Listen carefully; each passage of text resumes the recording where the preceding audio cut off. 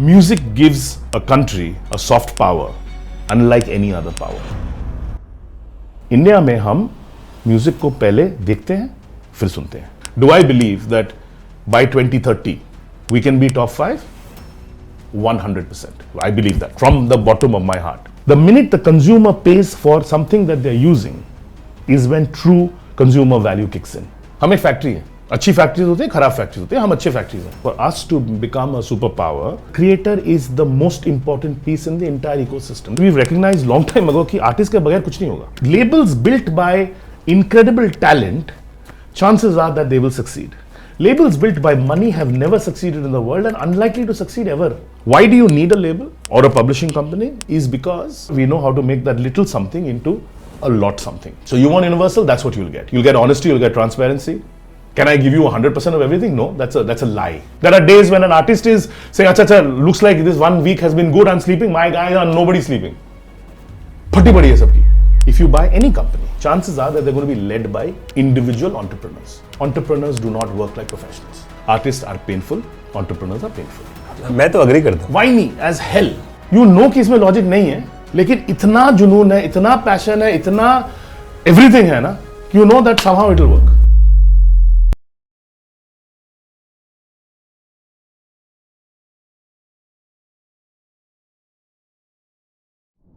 Hi friends, welcome back to the Music Podcast. Today's episode is very special because एक वो इंसान है जिनको हम 1 साल से चेज कर रहे हैं. 1 साल बाद फाइनली उन्होंने हमको टाइम दिया है.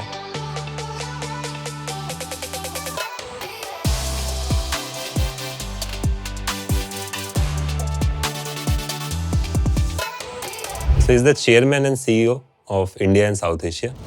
Plus he is also the senior vice president of strategies for Asia, Middle East and Africa for Universal Music Group. 30 साल का एक्सपीरियंस है उनको. 30 साल के एक्सपीरियंस में उन्होंने इवेंट्स से लेके magazine to working for a fragrance and cosmetic brand to doing sports entertainment. उनकी अचीवमेंट इतनी लंबी है कि billboard top players, international top player list में वो 4 साल लगातार इंडिया से अकेले रिप्रेजेंटेटिव हैं.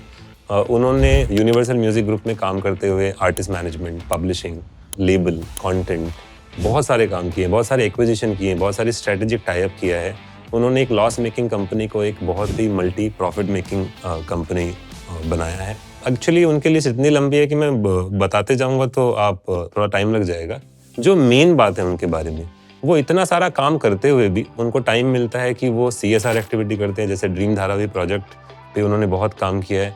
वो सबके लिए अवेलेबल है. He is the most active person from the Indian music industry on social media.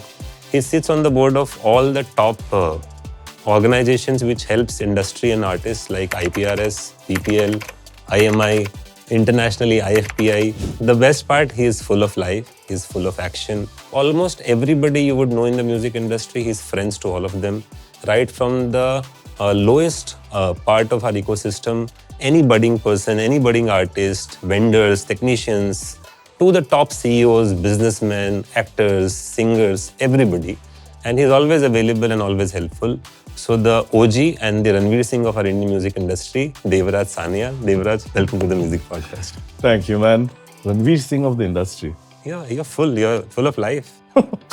I've been called a lot of things. Ranveer Singh किसी ने आज तक नहीं बुलाया, but anyway, thank you. Thank you for having me. आज हमारे पास एक और गेस्ट है. One of the youngest, most smartest and the futuristic leader of the Indian music industry, one of my favorite, and he is probably the best artist manager in the country right now. Ayushman Sinha for him represent. Ayushman, thank you, sir. Welcome to the Music Podcast again. Thank you, sir. How are you feeling? I am feeling more nervous than both of you all क्योंकि मुझे सबसे कम time दिया गया है इसके लिए. आपने मुझे कल रात को 1 बजे बोला है कि मुझे इस पे आना है. तुझे टाइम दिया मतलब कि तेरे सामने आईपैड है, उस पे क्वेश्चंस है, वो मैंने तुम दो उठ के you are sitting together to interview me. I should be the one most nervous, but चलिए कोई बात नहीं.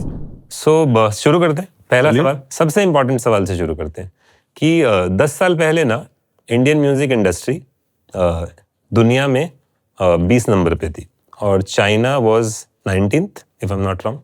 20 years ago हम 19 पे थे और वो चाइना 20 पे थी. और 10 साल बाद अब चाइना 5th पे और हम 14th पे ही है. और उन्होंने ड्रास्टिकली ग्रो किया है.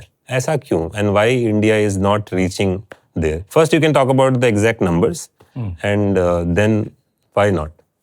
So 2013, and this is published data, we were 115 million euro sized market.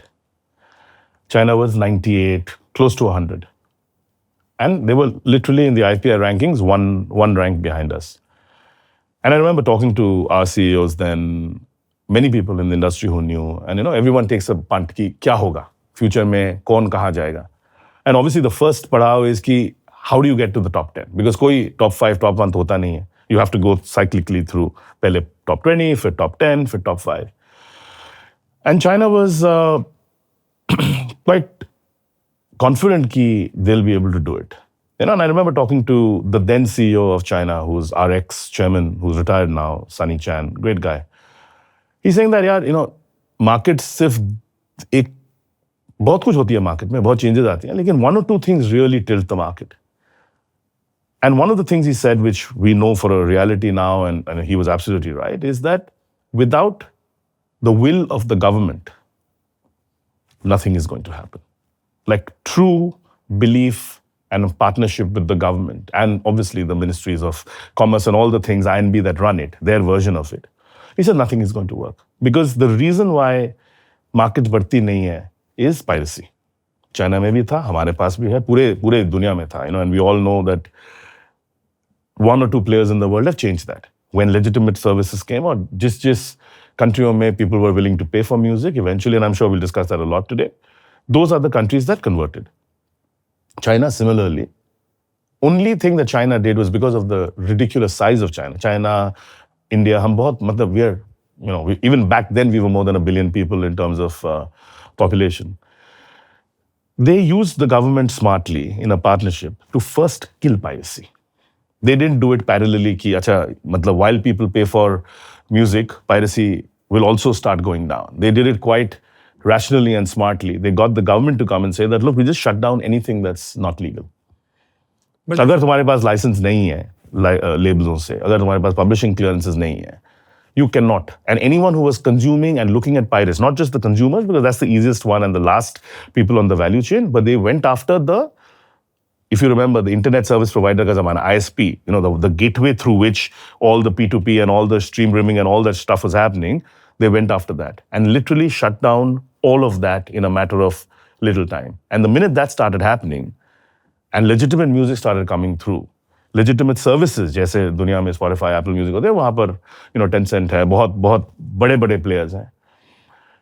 Slowly, in a matter of time, people started realizing that paying for music is like paying for a commodity. It's like paying for water. It's like paying for electricity. It's like paying for the internet. And look at where we were from then when no one was paying for anything. Today, aaj agar aap look at paid subscribers, I mean, let's now, forward back 10 years. Let's say we are in the 10 to 15 million paid subscriber range, mota. Compared to that, like to like, China has almost 200 million paid subscribers. That's more than 10 times. That's more than 10 times, right? So if you look at why the dynamic shift happens, is because of the value proposition. तो अगर यहाँ पर 200 million लोग pay कर रहे हैं हर महीना $1, हम भी we are also in and around, let's say $1.5. But China में ऐसे भी लोग हैं जो अभी recently they started, उस 194 million में ऐसे 10 million लोग हैं, 1 crore लोग within that ecosystem who are paying $5 in a segment they call the SVIP, which is the super VIP. So now if you imagine, you have 194 paid subs who are continuously and rapidly growing, जिसमें 10 million $5 दे रहे हैं. And then you have 184 million paying $1. And you multiply and you compare that with 10 million or 15 million people paying whatever, $1 and some. There's a zameen asman ka fark. And that is the problem why we have not gone into the future the way we need to go. But like how in India, now we have YouTube. So YouTube is not piracy. But a lot of people are consuming content on YouTube. Piracy genuinely India में भी problem है या paid subscriber नहीं है ये problem बड़ा है? और दोनों problem? No. I think we are past the piracy problem. ठीक है? Piracy होता था. If you ask anyone, any of our friends, any of our kids, no one is really stream ripping or anything because everything's available. The problem is that the YouTube world and the Google world, and they're fantastic and they're one of our greatest partners in the world, and don't get me wrong, the only issue is कि वहाँ पर to the consumer is not paying. The power comes in the hand of platform label companies when the consumer has to pay. India का philosophy बहुत time से यही होता है कि कंपनियां पे करेंगी. तो जब स्पॉटिफाई बोलता है या एप्पल म्यूजिक बोलता है, और पुराने जमाने में Gaana, Wynk, everyone is been shut down till today, बोलते कि भाई साहब फ्री टू कंज्यूमर मतलब हम पे करेंगे. तो कोई भी जो भी सर्विस है जैसे कि on behalf of the consumer we will pay the label ecosystem a minimum guarantee. Now obviously for any company कभी ना कभी तो पैसा खत्म ही होगा, जो होते आ रहा है, and we have seen systematically how companies are shut down. Now, the point is, we know in the world is always going to be a 2-3 player ecosystem. So none of us are surprised कि ऐसे जो भी छोटे कंपनियां या बड़े कंपनियां जो बंद होती आई हैं, it's fine. Savan is wonderful. They're going to continue, but they're part of a humongous ecosystem. Correct. Spotify is fantastic. Apple Music is there. Amazon is there. But look at the ones who've shut down. Right? So the problem is that you need the consumer to pay. I'll give you a great example. When Jio launched its broadband. Forget the fact that they're the most incredible mobile service, right? When they launched their broadband, I remember, I think the first broadband box I saw was in Javed Saab's house, strangely. We were there for some bizarre meeting, and there was this one little white box, and I'm talking about, this is literally a year before they came. And I was like, Javed Saab, ye kya hai? Because we all knew it was coming. He said, yaar, mera building mein wo test kar rahi hai. I said, very good. I kept on chasing Jio. It took them a year to come to my building. For a year, they were completely free. And I tested it. It was unbelievable, right? I tested some 7 televisions in my house all over, including everyone's rooms, phones, everything. Means incredible speed. So you now discovered a new way of consuming content that you had never done before. You could only do it for people like us who've traveled and we've seen it in other parts of the world. Now, 1 year later, they say, यार दादा अभी तो इसका तो है 4,000 रुपया महीने का. अब तुम क्या करोगे? बोलोगे नहीं भाई साहब, अब मैं 1 साल से मैं मुफ्त में I've experienced something that I cannot do without. अब मैं नहीं दूंगा 4,000 रुपए. अब 4,000 रुपए मुझसे मांग रहे हैं, 12,000 रुपए मुझसे मांग रहे हैं. वो 4,000 का 2,000 भी है, 500 भी है, जो भी है, लेकिन at the bottom of the pyramid जो यूज कर रहा है कंटेंट, वो दे रहा है 200 रुपया, 400 रुपया, 500 रुपया दे रहा है. The minute the consumer pays for something that they are using is when true consumer value kicks in. India has to go to that philosophy and that demographic. Going to YouTube, the problem is ki, and this I've seen with, let's say, privileged people, your children, my children, people who have no lack of money, will, internet access, credit cards, whatever, right? Where do you consume your music? YouTube. Instant answer is YouTube. And my logic is not that why it's great. No problem. You should use YouTube and you should use everything. My question is that if you're listening to music, why are you not on Spotify? Why are you not on Apple Music? Why are you not on Amazon or Resso or whatever of the past, right? The automatic answer was YouTube. There's a house party on upstairs, which is the normal place where, for 20 years you would see people playing turntables and, connecting their hard drives. I'm seeing the guy ripping off YouTube. I'm like, what? And it opened my eyes. I'm like, what is going on? Why are people only using a video service for audio? And this is much before YouTube's audio service kicked in, right? And then I realized over a period of time, which now we know for a fact and we've been preaching it to the whole world, कि India में हम music को पहले देखते हैं फिर सुनते हैं. This is a country where हम टेलीविजन सीरियल्स देख देख के बड़े हुए हैं. हमारी पूरी स्टोरी टेलिंग का the whole philosophy has been video. Yeah. The reason why television is the biggest thing in the world for us is because we are visual watchers and then we are audio listeners. And as a result of that, if that is free and so the consumer is not paying, it doesn't matter that YouTube is paying the industry because they're doing great advertising and all of that. That is a platform problem. That is how the government exchequer and all of that wonderful mathematics will work, right? Where Google will pay the government or Spotify will pay the government or we will pay, whatever. That doesn't matter. The point is, till such time that the human being, the guy who's putting on his phone and listening, he is not paying, your economy is not going to shift. But how will that happen? That's my... Well, the way for it to happen, and I think we have begun that journey now, is going to work in multiple ways. Let's talk about the platform. For all the platforms, and this is including YouTube because they have a very, very good audio service called YouTube Music. Even they understand that not having a paid ecosystem doesn't help them. उनका भी कुछ भला नहीं हो रहा है कि लोग फ्री में यूज कर रहे हैं, correct? But like most things in the world, the try and buy philosophy is a global philosophy. पहले आप ट्राई करो, is the Jio example I give you, पहले आप ट्राई करो, फिर आप यूज करो, फिर आपके इट कम्स टू पॉइंट कि उसके बगैर आप यूज नहीं कर सकते, you can't live without it, and hence you pay. And what are you asking to pay? $90, $100? What our kids are paying for one coffee at Starbucks, you can get 1 year subscription. you can get almost, you can get 6 months, fully legit, absolutely license paid stuff. So Spotify has been doing it, YouTube's been, everyone's been doing it. That try.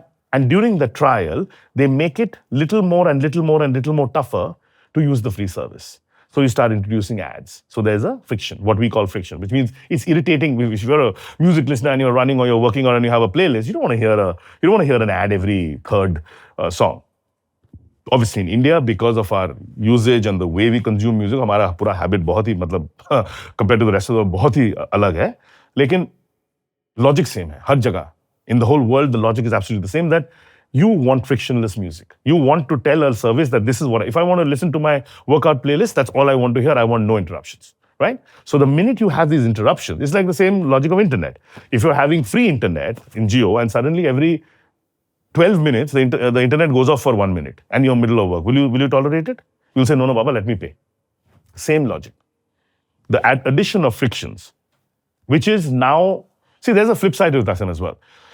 As Indians, this is a very, very Indian problem. We are grown up. Okay, let me ask you a question. When you grew up listening to, watching television as a child, did you ever give a crap about the ads? No. Correct. Because we are in our own brains, we are so hard-coded. And if I ask him, it'll be very different. It'll irritate him because he comes from a generation which is, or 2 generations younger than us. He will, you would, I'm sure, would not tolerate a single ad. He would have migrated directly to the paid service. You and me, we sat with our parents and our grandparents and watched Doordarshan and everything else, and every, ads. And we used to love the ads. अच्छा, पाले जी का नया, very good, very good. But that is the philosophy that's hard-coded in our brains कि भाई साहब ये तो ठीक है. तो जब गाने में भी जब ads आती हैं, ठीक है. जब YouTube में भी जब मतलब 13 सेकंड हुआ गाने का, उसमें एक ad आ रहा है, कोई तकलीफ नहीं है. गाना हो रहा है, नीचे पूरे ad infill है, कोई तकलीफ नहीं है. We are used to it. So मेरे ख्याल से आई अंडरस्टैंड, जैसे कॉन्सर्ट के साथ भी यही हुआ कि कॉन्सर्ट्स का टिकट नहीं बिकती थी, फ्री पास का एक कल्चर था, it's a privilege kind of thing. But last 6 months में it has completely turned tables, and the kind of sales that is happening right from Anuv to Arijit, to Coldplay, to international, I mean every kind of artist, to a Bismil ki mehfil, to a DJ Chetas. I mean there are so many examples जहाँ पे tickets बिक रही हैं. मुगले आजम, But you're making that point, Asim. They have realized that culturally, owning an experience is an important thing. आप किसके साथ जा रहे हो concert में? अगर मैं अनूव के साथ जा रहा हूँ, and I've been to Anuv concerts, obviously, you're with your girlfriend, you're with your fiance, you're with the one you love, basically. Or you're with a bunch of gaggling girls who are all together, right? So it's a place where pure bonding happens. That you cannot do for free. जब आप गाना सुन रहे हो या गाना देख रहे हो, उसमें क्या फर्क है? ठीक है यार, ad आया नहीं आया. तो that's the point you made. If you can bring true experience into the, let's call it the streaming ecosystem, not just audio or video. If you can bring that truly into it, where the experience counts.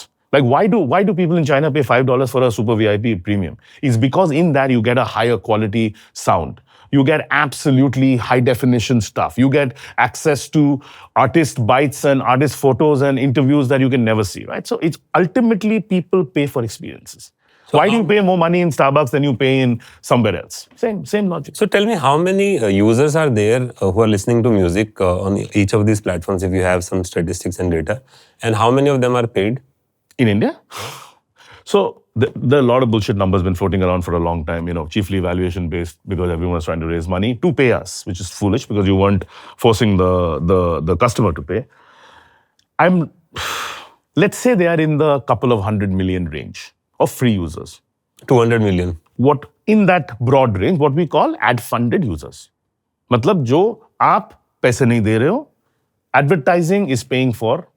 So that includes the streaming or includes YouTube as well? The logic is the same. Ad funded मतलब ad funded.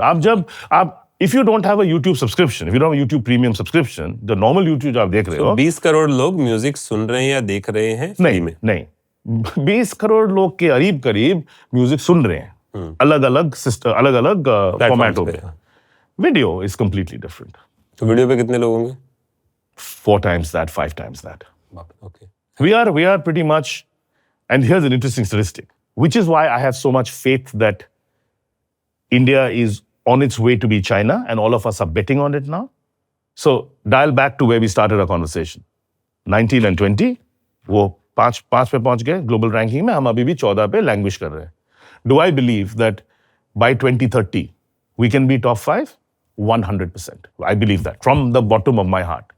I know people will laugh at me and they'll say, अरे यार India है, कोई नहीं पैसा नहीं भरेगा, customer कोई नहीं करता, सब free है. सही बात है. No one is denying that.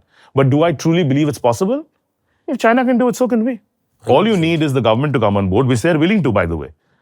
Because the one thing that we must understand is that music gives a country a soft power, unlike any other power. The creator ecosystem, and this is something that Prime Minister Modi has said 100 times, the reason why he is standing and giving creator awards, come on, he's the Prime Minister of the country, he's got 5 billion problems to run. The fact that he recognizes creators, he is there to recognize the biggest creator of the country. The fact that he is all over making sure that it's easier for not just the creators, but the entire ecosystem to flourish. And, Ayushman and I have been in several government meetings in the past where he's empowered the entire cabinet of ministers to look at this seriously, is because they believe that music's ability to cross over into the world and the soft power that it generates is next to none. It's a true thing. If they come to the party, if we come to the party, and everyone says we will educate the customer to pay. And what? Pay nothing. Nothing. Pay for half a cup of coffee a year, a month to get all the free music or the free videos in the world. I totally and truly believe that they will pay. This 10, 15 million can easily become 100, 200, 300 million. The day it even comes to half of that, we don't need to worry about it. Our ranking will automatically go to top 5. So again, I'm coming back to the thing that approximately 70-80 crore लोग हैं देखने और सुनने वाले. उसमें से paid कितने हैं?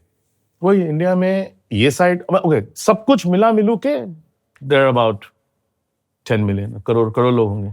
So across everything. So मतलब अगर 40-50 करोड़ लोग देख सुन रहे हैं, उसमें से सिर्फ 1 करोड़ लोग पेमेंट कर रहे हैं. और इवेंचुअली ये नंबर धीरे धीरे जैसे बढ़ेगा वैसे वैसे इंडस्ट्री बढ़ेगी.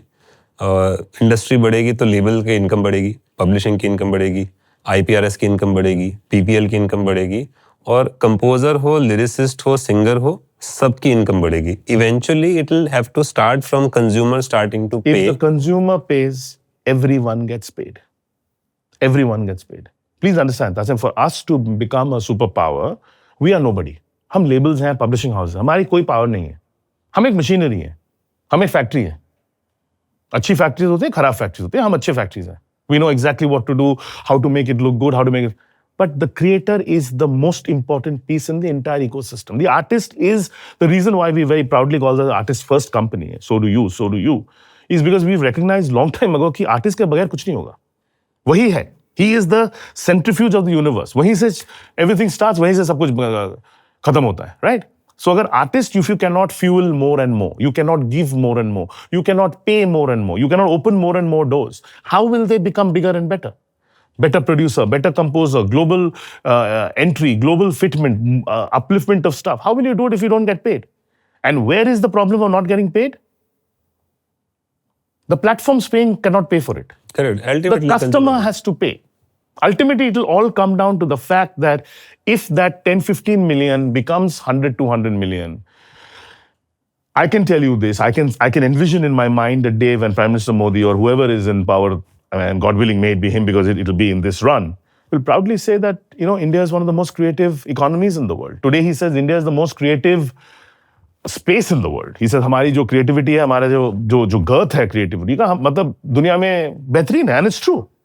But if you want to be the number one creative economy where the dollarage and the money that is generated from it is true to being the number one or the number two or whatever in the world, why not? Look at the headroom that we have. China is a great example, but let's face it, there's another side of it, Tasim, is कि अगर वहाँ पे हमारे से थोड़े कम ही लोग हैं अभी, because we are the world's most populous, इतने लोग तो ऑलरेडी यूज ही कर रहे हैं ना. अगर 194 मिलियन पेड यूजर्स हैं, तो हालांकि हैं 400 मिलियन 500 मिलियन लोग जो यूज कर रहे हैं फ्री में. मतलब half the country is already using it. Ours, not even 1/15th of the country is using it. So imagine the headroom. If we go to 50% of the country actually using the free service and half of that or 1/3 of that or 1/4 of that paying for it, True. Can you imagine the size of where this country can go? So currently India का total revenue, जितने भी India के labels हैं, चाहे पुराने गाने हो, नए गाने हो, जितने भी प्लेटफॉर्म पे, स्पॉटिफाई, एप्पल म्यूजिक, जियो सावन, गाना, पेड वाले, अनपेड वाले, फ्री वाले, यूट्यूब, पब्लिशिंग, ब्रांड्स, सब कुछ मिला के सारे content owners earns about 3,000 crores और हाँ approximately हाँ, that is the official that is number. the official number. Official number. So take a 20%, 25% buffer, maybe about 4,000 crores. Yeah. The truth of the matter is, you and I both know that I have no official So point of just- view on it. But yes, let's say that we are definitely north of what the numbers that are reported. There is So, no doubt about that. अगर ये तब है जब हमारे पास 1 crore paid users हैं. अगर वो 1 करोड़ में से पेड यूजर अगर 2 करोड़ हो गए, दिस नंबर विल डबल. और अगर वो 10 करोड़ हो गए तो it will become a 10 times number. So how soon do you think कि ये जो 3-4 हज़ार करोड़ है ऑफिशियल नंबर, वो ऑफिशियल नंबर 15-20 हज़ार करोड़ हो सकता है? That's the thing when we reach in the top 5 Again, markets, right? Right. So also, like I said before, कि ये हर चीज it goes पड़ाव by पड़ाव, right? So let's say we are today number 14. God knows if we stay at 14, we might dip. We had a bad year. To go to the top 10, what you just said is it'll instantly take you there. If you just double the paid consumers in the current scenario at a properly paid, internationally accepted rate, we will automatically hit the top 10. And is this the reason कि यही सोच के बहुत सारे investment India में आ रही है? Because right हमारे now, मतलब म्यूजिक में या मीडिया एंटरटेनमेंट में? म्यूजिक बिजनेस में. बिकॉज म्यूजिक बिजनेस में हम रोज सुनते हैं कि आज किसी ने इतनी 100 करोड़ की डील साइन की, किसी ने 500 करोड़ की डील साइन की, कोई एक नया म्यूजिक लेबल ओपन कर रहा है. छोटे से छोटा, I mean the youngest to the top guys in the business, everybody is investing into content. It's what we said about 10 minutes ago, Tasim. It's all about headroom. जिस देश में इतना अपॉर्चुनिटी है, हमारे पास जितना अपॉर्चुनिटी है वो चाइना में भी नहीं है. It's this ridiculous. It's literally saying that 1.2 billion people are available to you to exploit. Now forget poverty line and all of that, because nobody knows where all of that is going to go in 5 years from now. I mean, if today we are going to be already top 3 GDPs in the world and on our way to, and I have a lot of faith in our current government, everything that they're doing is towards uplifting our socioeconomic status in the world. I have no doubt that because of this ridiculous headroom, everyone is seeing, as business people say, what do we say, right? If we pay 100 rupees today for this business, what is the terminal value of this in 10 years from time? In a country that's already established, so in the US, if you bought something for $100, chances are that, it's like the Bandra flat phenomenon. Aaj ne 5 crore se kharida, chances are that after 5 years, it could be 6 crores, it could be 4 crores. But there was a time when people bought apartments there for 1 crore, which are today worth 20 crores. India is that story. Because we have not yet, there's so much space to build buildings and there's so much space to build real estate that it's mental. There's so much. And at the creativity meter में तो हम तो मतलब अभी बच्चे हैं. हमारी मतलब शुरुआत अब हो रही है. We are, the first things are happening in the world. What has happened in the world to Latin music and other music is the first things we are seeing today. Hanuman Kind, first example. Anuv Jain, second example. In December, I think, was it December, Ashwan, where we had 3 songs from Indian artists, 2 from Anuv, 1 from Suraj, which is Hanuman Kind, in the top 50 in the Spotify Global 200. Correct? When, in God's name, did that happen a few years ago? All 3 from our house, sitting and I'm like, oh my God, wow. And one of them as high can be, right? So, if that is beginning to happen, which means the more this happens, a lot more is going to come. And if you see in the life cycle of life, it all goes back to how much more money can you spend on them to develop? How much more money can you spend on them to give it a global quality? How much more money? And it doesn't have to be global quality by the sake of global quality. ऐसे नहीं कि LA का producer ही कोई hit बना सकता है, नहीं. आप देखिए हमारी between us we've got Badshah. He's done Indian producer, he's done international producer, he's done the best producer in the world. No logic of which one wins. Nitin का भी गाना फटा है, LA का producer का भी गाना फटा है. But the more you can do that with more artists and not superstars, the one level below and the one level below and the one level below, as an economy we will grow. और उसके लिए you have to pay. और वो पैसा हमारे और प्लेटफॉर्मों के outside them, there's only one person in the world has to come from, consumer. So $1 million question, whether it is Ayushman or me or any other manager in the country, for any artist in the country. Yeah. हम लोग सब ना बचपन से कहानी सुनते हैं कि यूएस में किसी ने गाना रिलीज के आइलैंड खरीद लिया, 2 गाना हिट हुआ और उसका पब्लिशिंग करोड़ों रुपए में बेचा.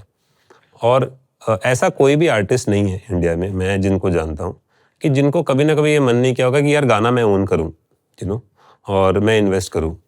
और पिछले 4-5 साल में हर रोज कोई ना कोई आर्टिस्ट, कोई ना कोई मैनेजर एक लेबल शुरू कर रहा है, because label has become a YouTube channel now in people's mind.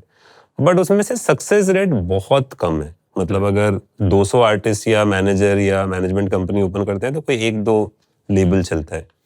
And there is a lot of investment when you get into the mix. What would you advise anybody who's listening to the podcast or watching the podcast that if I'm a manager or I'm an artist and I'm thinking of owning my own content and starting a label, what should I do for sure? What should I not do for sure? And what are the things which people don't tell you that you should keep in mind when you get into a business like this? That's like 6 complicated questions in one, right? Yeah, man. And all like taboo. The worst questions that has. This is the most important. I'm telling No, of you, course, people are 100%. losing money left, right, and center. A lot of artists also, when they enter, they realize, यार ये तो नहीं करना चाहिए था यार. क्यों बेकार में पड़ गए? We were happy. कॉन्सर्ट चल रहा था, ब्रांड की डील चल रही थी, अब मार्केटिंग खुद करना है, इतना नुकसान हो गया, कैटलॉग नहीं है. You get to know कि अरे, if you don't have a catalog, you are not so, anybody. So before I answer your question, let me just reflect back on what you just said. Concert अच्छा चल रहा था, brands की deal हो रही थी. कैसे हो रहा था? अगर तुम्हारे पास हिट गाने नहीं है, कोई ब्रांड तुम्हारे पीछे पैसे नहीं खर्च करेंगे. Correct. अगर तुम्हारे 4-5 बड़े गाने नहीं है, तुम्हारा लाइफ तो सीन हो ही नहीं सकता. तो ultimately it will come down कि तुम्हारे हिट्स कितने हैं. और हिट्स का मतलब यही होता है कि how many people know you because you are visible, their music is visible. या तो तुमने वीडियो देखे हो, तुम चार्ट्स पे हो, जो भी हो. Correct. So unlike everyone in this industry, I am a slightly odd one, and I speak for my large group of companies. We are not hung up on intellectual property ownership at the cost of creativity. We haven't ever been. Okay?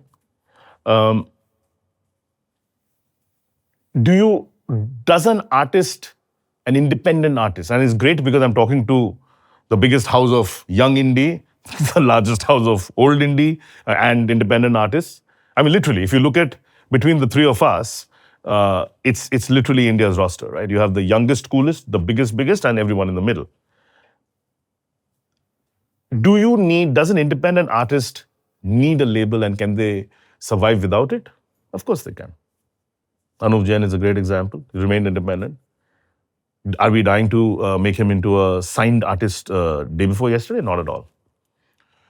Abad Shah, who's always been in a label, and an Arijit who never doesn't understand the concept of what a label is. He wants his own. So there are all kinds of 3 different kinds of animals, right? Why do you need a label or a publishing company? Is because her artist के career journey में एक ऐसा समय आता है where you need to compound everything that's going on. They need the heavy lifting. Because being an independent artist, 2 चीज होंगी. या तो nothing happens and you die you'll do that 1.5 million, people will forget about you, no one gives a shit about you. Or in the case of artists like Anuv and other many in our overall roster, you'll see them start picking. Something is happening to them. When that something happens is when people like us step in. Because we have only one superpower, we know how to make that little something into a lot something, into a ridiculous something. And the truth of the matter is the one thing that you need in all of this is called resource. I don't want to say money because it's not money. It's people. It's technology, it's money, it's know-how, it's marketing ability, it's people coming together and being really navigating the entire soundscape, streamscape, videoscape, whatever you call it. In today's day and age, in the earlier days, it was very different. Earlier we used to go to malls and, display music and sell vinyl, and it was a different world.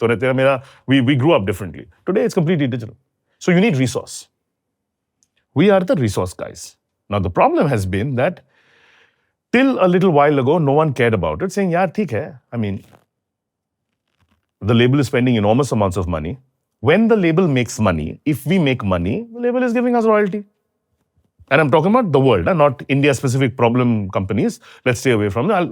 Let's talk about us. Sure. When in the past, 5 years ago, 10 years ago, and I've been in this company for 14 years, so I can tell you of my, storied history with this company, one of the first 2-3 deals I would have done, there was always royalty. We've always paid artist royalty. But we owned the intellectual property. Because we weren't sure, and you and I have spoken about this a lot. The music business, in at least the way we run our business, is I call it's like a creative portfolio management company. Some stocks will rise, some stocks will disappear, some stocks will middle, some stocks will deter up or down, right? But when you have an annual perspective on the whole business, you'll know that you're okay. At the end of the year, either you are up or you're down. Back in the day, there wasn't enough happening in our country because everything was film. And film obviously operates completely differently, right? The producer owns the thing. He gives the music away to a company. The company writes a big fat $1 million check and the company exploits it forever. So that's a bad example of ownership or IP ownership or artist owning anything because nobody owns anything in that. In this world, which we are talking about, where we belong, you need either to own your own masters, and that's right, but you'll always do a deal which is win-win. If you are able to arrive at a thing where I scratch your back, you scratch my back, let's say there's an artist who desperately wants his IP. Are we the ones to say, no, sorry, we won't do a deal, please go to somebody else? No. We have done enough deals here, sitting in this room, including you, where we don't really care. If the artist is great, and we believe that, what I say, an artist's time who's about to come, उसका वक्त आने वाला है. You know it. Everyone knows. All indications are कि भाई साहब एक बम फुटने वाला है. And you can see it. And we are trained to do that. Our ears are our biggest superpower. We know that something big is going to happen. We go all in. And it doesn't matter whether it's you own the masters, you don't own the masters. The problem, Tasim, to your question is that ultimately the artist and the label or whoever will have to understand that it is ultimately a relationship of mutual gain. No label can override an artist and say, I own you and I will squeeze you and I will kill you. Or an artist will say, you're my money bank and I will use you and move on. That does not happen. Like in any business relationship in the world, in any technology, in any company, in anything, can you do a business if it's not equal? It will not succeed. So this side, whether it has IP ownership, or it doesn't have master ownership, or it has publishing points, or it doesn't, in whichever way. And in this side, us being fair to recognize that the artist is the most important part of the equation and we aren't. Like if I say that, because without my resources, an artist can't become big, my resources are bigger than artistry. The day I said that, I would be sacked. I would sack myself.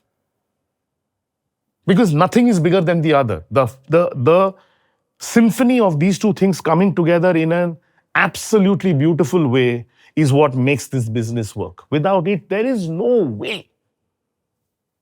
And I can tell you, again, because Ayushmann is in the room with us, do we go crazy on Anuv Jain? We love him. We think he's the greatest artist, one of the greatest artists on the planet. But when do we really go crazy? When we start seeing that something is beginning to happen. Now, you're talking about a big artist who's already in the hundreds of millions of streams, right? Same logic to a small artist.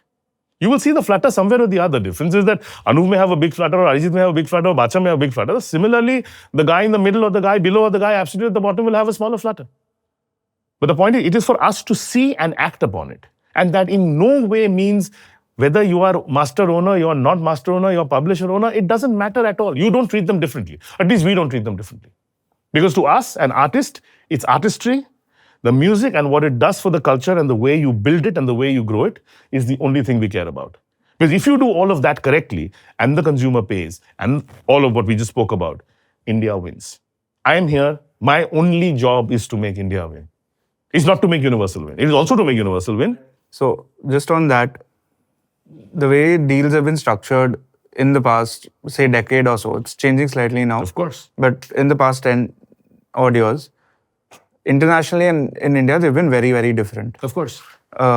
Internationally, you're investing a lot more on talent development. You're a lot more patient. You're spending a lot more time with each individual artist. Billie Eilish, for example, has been in your system for many years.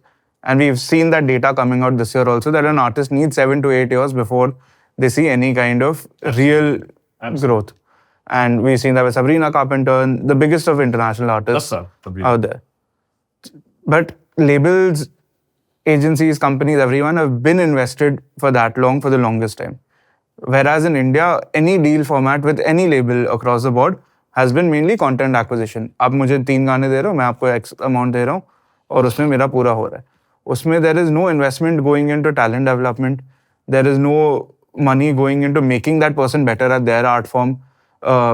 The artist is not, because they are so bound by a certain amount of time in which they have to deliver a hit, they aren't able to experiment more. They aren't able to try different things, which is why, of course, the independent movement came out a lot better, because everyone was like, I'm going to do what I want. Absolutely. I'm going to shoot in the dark and let's see how that works. Correct.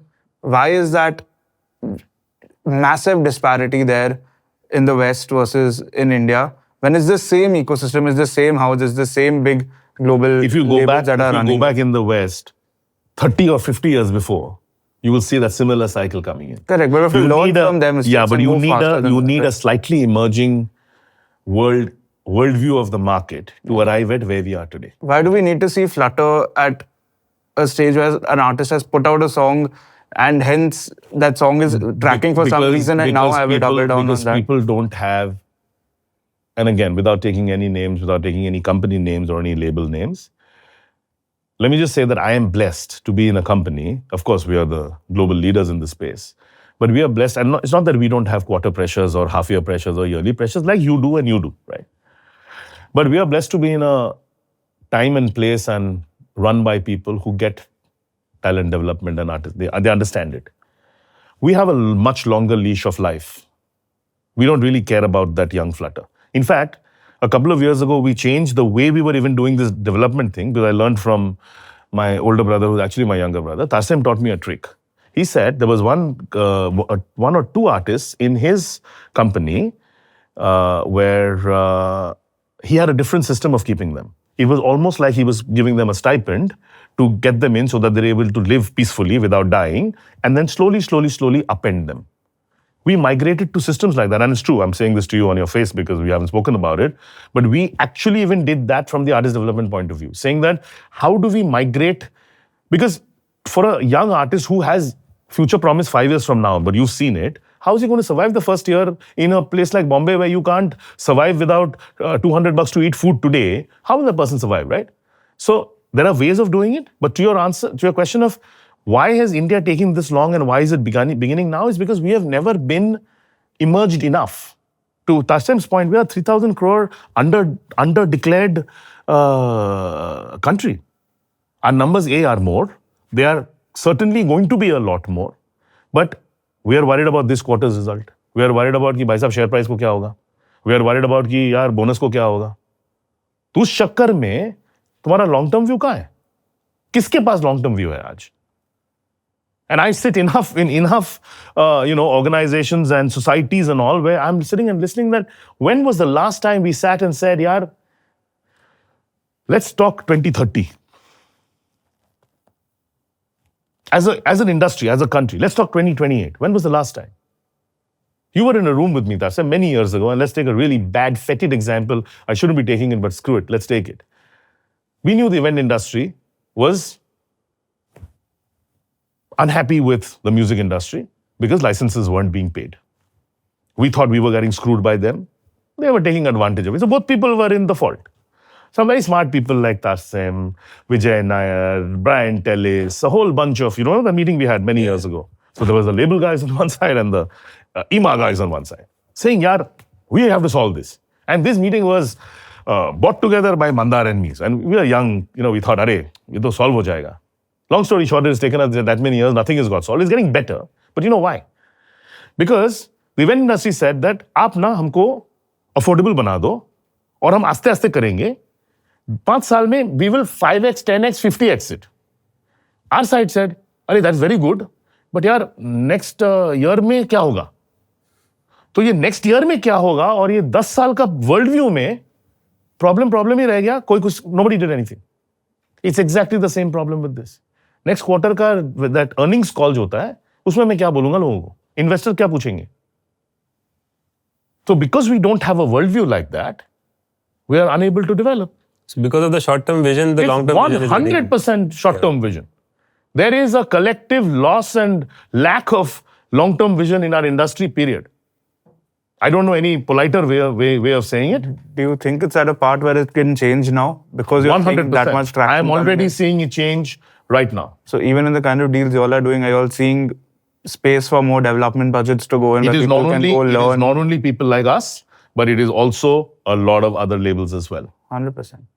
The fact that, and screw it, the fact that Saregama has a development program with kids who are my own. I mean, Shan's son, I love him to death. He's my own boy. The fact that they're spending money to develop him and a bunch of others, the fact that we're doing it, the fact that other labels are doing it is a sign that it's beginning to come, because everyone realizes that you can't keep trading and saying, boss, 4 gana, 5 gana, ek album, ek EP. Nahi hota usse. So that K-pop model of hardcore development is something which we can see breaking out a lot more. Absolutely. Totally. Sony did a girls band. We are doing whatever we are doing. I mean, it's happening. Warner's, and it's happening. The truth of the matter is that there is a decided vision that they understand that if you don't do this industry is not going to go forward. Because what also the other side of it that we don't talk about, the three Gana, 4 Gana, what it leads to, Aishman, is a bidding war. 100%. There are young artists I have seen, and Tarsam, you know this, unknown artist. मतलब पहला गाना का 200,000 streams नहीं हुए हैं. Because some A&R heard it, they said, okay, we'll do a deal. Developmental, that we'll pay you so much, long-term deal. That artist is clean. The artist manager goes and says, yeah, this looks like a good deal, yaar. And this is to you guys. तुम्हारे जैसे बहुत ही मतलब what do you call it? Future worldview. Artist first लोग जाके देते competition level को. देखो भाई साहब, यूनिवर्सल ने ये दिया है. अभी कंपटीशन बोलेगा, अच्छा यूनिवर्सल ने दिया है, चलो 2x. Then you will take it to third level. अरे इसे दोनों ने x और 2x, screw it, 5x. Now that deal has gone to shit. But the managers come back to us and said, yaar, we love you. You are the best. Your teams are fantastic. I mean, Tasim, how many times I've heard this, I can't tell you. But yaar, this money. So we say, okay, you want to screw your artist career? Please.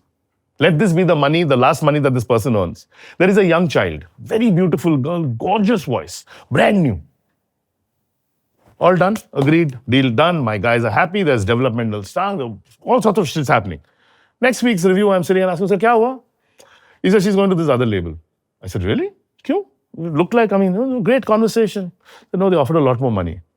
Out of curiosity, I said, yaar, what is lot more money? The बच्ची है, मतलब ये तो अभी तक पैदा नहीं हुई है. कितना पैसा? दादा, मैं नंबर सुन के मैं गिर गया. For an unknown artist, per song value more than what you and I have seen in our current lifetime. So just name the label and I'll send all the artists to them. But they'll go broke and then it'll still hurt the industry. It doesn't help. No. But what it does is, you have now made sure of two things. ये artist का career तो गया. Because under what pressure is this going to deliver anything worthy of the number that has been paid? There's no way. The math doesn't add up. Then you have screwed the development line of everyone else who's trying to operate in the same boat, because it's all a bidding war. So who won? Nobody. Did this money help this artist itself? No. There was a time when my good friends in broadcast all sat together, NP Singh, Junior PGZ, everyone sat together and said, yaar, na, we'll put a floor price understanding of what's allowed to be allowed for bid in broadcast. We'll put and then we can compete within each other, but it cannot be that you say 100, he says 200, I say 500, screw you. Time has come, abhi aste aste ye sab hona is going to happen now. Where some sense of mathematics has to come into this place where this idiotic, last time I see contracts which are just so bizarre, I can't tell you, yaar. So bizarre. हमने कर क्या रहे हो तुम? कंपनियां खरीद रहे हो. कंपनियां खरीद रहे हो. हम ना बहुत ही we are very sorted business people, yaar. We have gone all the way down, हो गया, सब कुछ हो गया. Deal is done at X. Suddenly I hear the other company paying 2x. I have no problem with that. Please pay 2x. But in my head, I'm asking my CFO and all our learned colleagues that, भाई साहब, यार X में ना, हम लोग को दिख रहा था कि 4 साल बाद शायद पैसा बने अगर everything is good. 2x में तो कभी पैसा बन ही नहीं सकता. बस ऐसा नहीं कि हमने वो मैथ नहीं की ना. हमने किया x, 2x, 5, we did all. तो कभी मतलब in the best case scenario में पैसा टूटेगा. तो फिर ये क्यों दे रहा है 2x? Maybe everybody is eyeing for that 10 times of the market. That's the problem. Everyone is waiting for that X moment to come and they're saying, screw it. And no, also let's kill competition. Let's face it. I mean, there is stuff that I can't tell you. I mean, it is so incredible to see. But I'll tell you the good news in all of this. Because I am the eternal optimist. There are good people in the world. You are my partner, you are a good person. You are my partner, you are a good person. Recently, 1 year ago, we bought this incredible company. Okay? We acquired this outstanding catalog. Right? Karte, it came to a point where all done, everything done. Suddenly one side say one offer comes. And a lot more money. Right? So we heard. We're like, okay, wow. So I called the owners and I said, we've now come this far and it's taken us a lot of time to discuss whatever. And it was never about the money. It was about the value of the catalog and how close we were to it. I personally, my A&R head, my MD, very close to this. Like this was like wealth. This was not money. This was just unnatural musical wealth that was never going to be seen again. So I called the guys and I'm like, what do you want to do? He said, देखो sir, these are now many multiple digit crores. हम क्या करें? I said, देखो sir, we have come to the limit of where we can go. Now you have to decide as owners, and it's not that we are not fair where we are. You have to now decide whether it's you need people, custodians who are going to love your music and give it the love and respect that these many years has afforded you, or do you want some quick extra cash? Last time it took us 20 minutes to close the deal. No extra cash, no nothing. Done at the old value. So there are also people like that, which gladdens my heart because अगर ऐसे लोग नहीं होते ना दुनिया में, मैं छोड़ देता ये धंधा. तो हालांकि है competition, हालांकि है लोग जो एक दूसरे के ऊपर मतलब they want to kill each other, but there are also great people who also value art and who also value artists and who also value artistry. You know, our global boss, and you've seen this on our wall, so have you. You know, Lucian Grange, our global chairman, our company motto is this, that our vision is to change culture through the power of artistry, is to shape culture through the power of artistry. And we take that very seriously. It's not some किताबी कोई line है जो है ना हम मतलब वो induction में बोलते हैं बेटा पढ़ो, नहीं. We believe it. कल्चर नहीं बदलेगा, कंट्री नहीं बदलेगी, एक्सचेकर नहीं बदलेगा, ग्लोबल रैंकिंग नहीं बदलेंगी unless and until some severe amount of real work gets done. Developmental, customer, monumental, anything that you see. If these things don't happen together, this country is not, and I'll be honest with you, Kasim, I don't care about anything else. Look, we all care about bonuses and quarter checkers and yeah, all of us, we are all professional CEOs. But I'll tell you this on your podcast today, hand on heart. अगर मैं ना next 4 साल अगर मुझे bonus ना मिले और हमारी numbers ना हुई and everyone gets hammered, killed. But if the country's music ability and our global rankings go yay, I'd say okay to taking a personal hit for that. Because the logic is if you go there, you will not have to take this personal hit. True. The problem is everyone has to come together and say that, look, we have to bear some short-term loss to go there. And that only the industry coming together can do. We cannot be on our own different. And I'll tell you, man, I talk to everyone. It's their own deals. It's good, do your own deals. But we have to agree that the deals have to be done in a way that serve or super serve the ability and the structures and the platform engagements and the way consumers see it. But why will the consumer pay at the end of the day, right? The platforms also have to open up and do more, right? Show more, take risk. How are the platform going to take risk if the consumers don't pay? And how the platform going to take risk if we don't give them some ability? So it's got to work from all sides. So I'll thanks for sharing this thing, and I hope कि हम लोग बहुत जल्दी वहाँ पहुँच जाए. I live in eternal hope, bro. ये सवाल मैं वापस आपसे पूछता हूँ और क्यों पूछ रहा हूँ उसका भी रीजन है कि स्पेशली पिछले 5 साल में हर हफ्ते में अगर मैं मान लो 5 लोगों से मिलता हूँ, 5 लोगों में से 2 लोगों की मीटिंग होती है कि हम अपना कंटेंट कैसे ओन कर सकते हैं. And it is not just artists and managers and management company. It is some builder who wants to invest money, somebody from Dubai who wants to invest money, film production houses, content production houses in all different scales, random people who have an artist friend, and a lot of people have been opening up labels as well.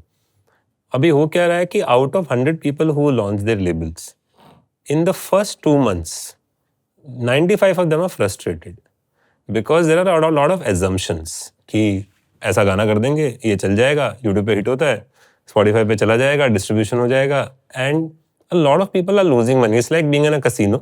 कि सुना कि यार T series इतना पैसा कमा रहा है, universal इतना पैसा कमा रहा है, करोड़ों की स्ट्रीम हो रही है, यूट्यूब पे करोड़ों स्ट्रीम हो रहे हैं, and hundreds of people are losing money every day. अभी जब हम बात भी कर रहे हैं ना, आज भी 5 लेबल खुल रहे हैं. Correct.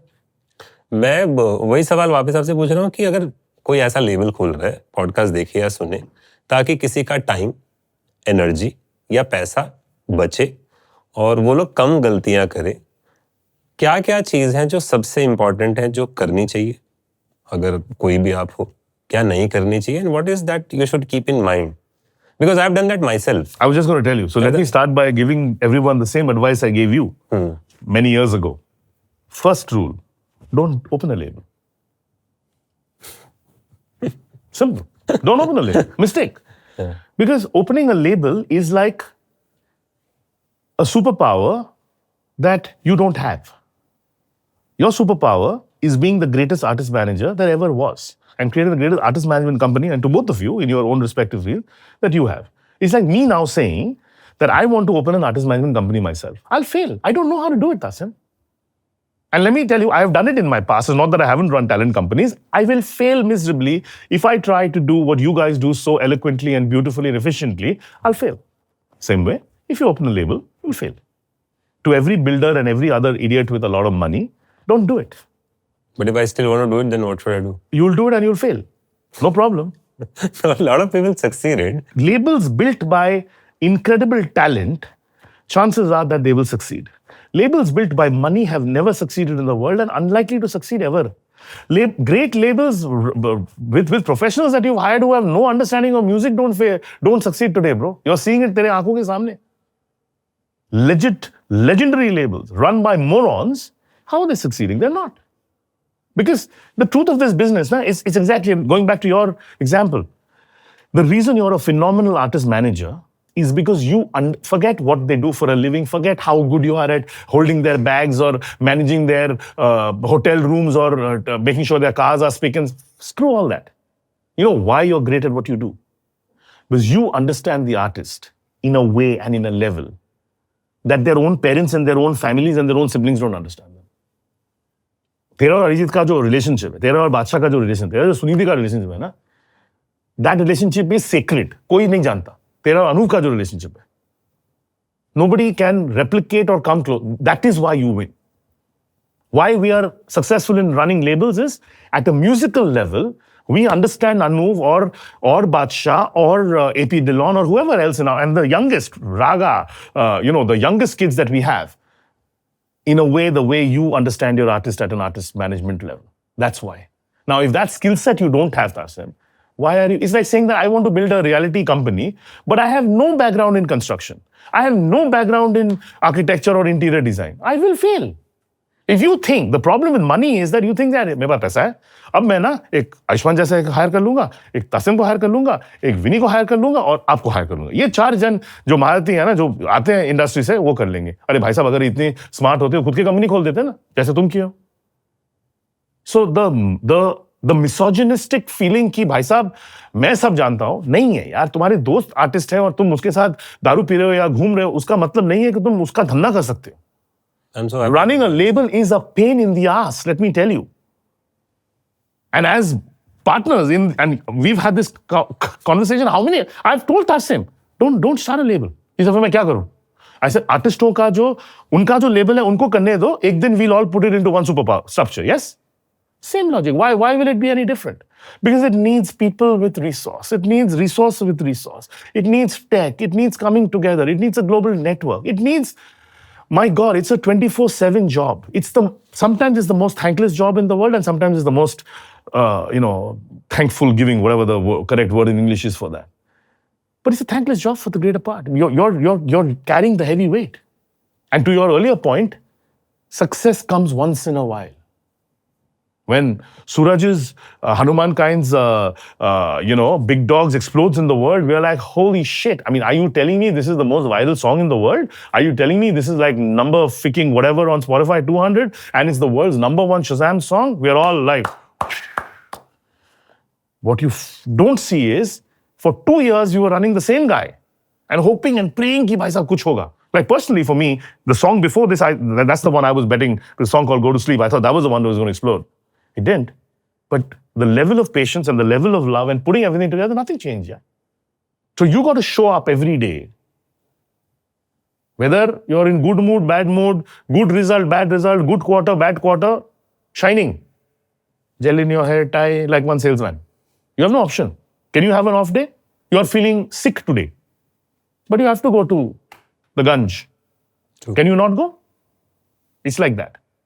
So you got to show up, and you got to show up with everything that you have and hope and pray, because you understand the business and you understand them sentimentally, you understand them at an artistic level, you will win. And if you don't have that understanding, you don't have that structure, please don't. I beg everyone, don't start a label. You will fail miserably. So I've actually got my answer. So On a similar line, though, I have a follow-on question. You all are two people who I hold in the highest regard. You all are the two people who I call when I'm in doubt or anything on those lines. And I'm sure there are hundreds and thousands of others. last time you were doubt 2 years back, because you haven't called me for the last 2 years. मैं आपसे कल रात को बात किया हूँ, but जब भी कुछ ऐसा होता है, you all are the two people who I rely on, and I'm sure there are thousands of others who look at whatever you all are talking about, your content, your master classes, everything that you do for advice. And similarly, people study your businesses a lot also to try and learn from it. I've studied both your businesses a lot to try and learn from them, and I'm seeing that the lines have blurred a lot over the past 4 to 5 years. Between who? Between the kind of work you all started to do and the spaces you all are in right now. So, for example, with the TMV, you now have a management company, you have a few labels, you have 2 conferences, you have a festival, Booking agency. you have a booking agency, you have now an industry app that is being built out, you have a content house that you have built. There are tons out there. Similarly, as UMG, which started off as a music label, you now have a dedicated brands business, you have investments in management agencies, you have a separate distribution arm, which is, again, it's still allied to your main thing. You're doubling down on fan, merch, all of those things allied. You're investing more into direct-to-consumer and direct-to-fan. So, as a new person who wants to start into the music business, I am entrepreneurial, I want to do something new, I want to do something different. I'm going to study your models, and the first thought that's going to come to me is, I can't start just a label. I can't start just a management agency. Maybe that model doesn't work. Maybe I need to be so diversified, and that is the only way all of that makes sense.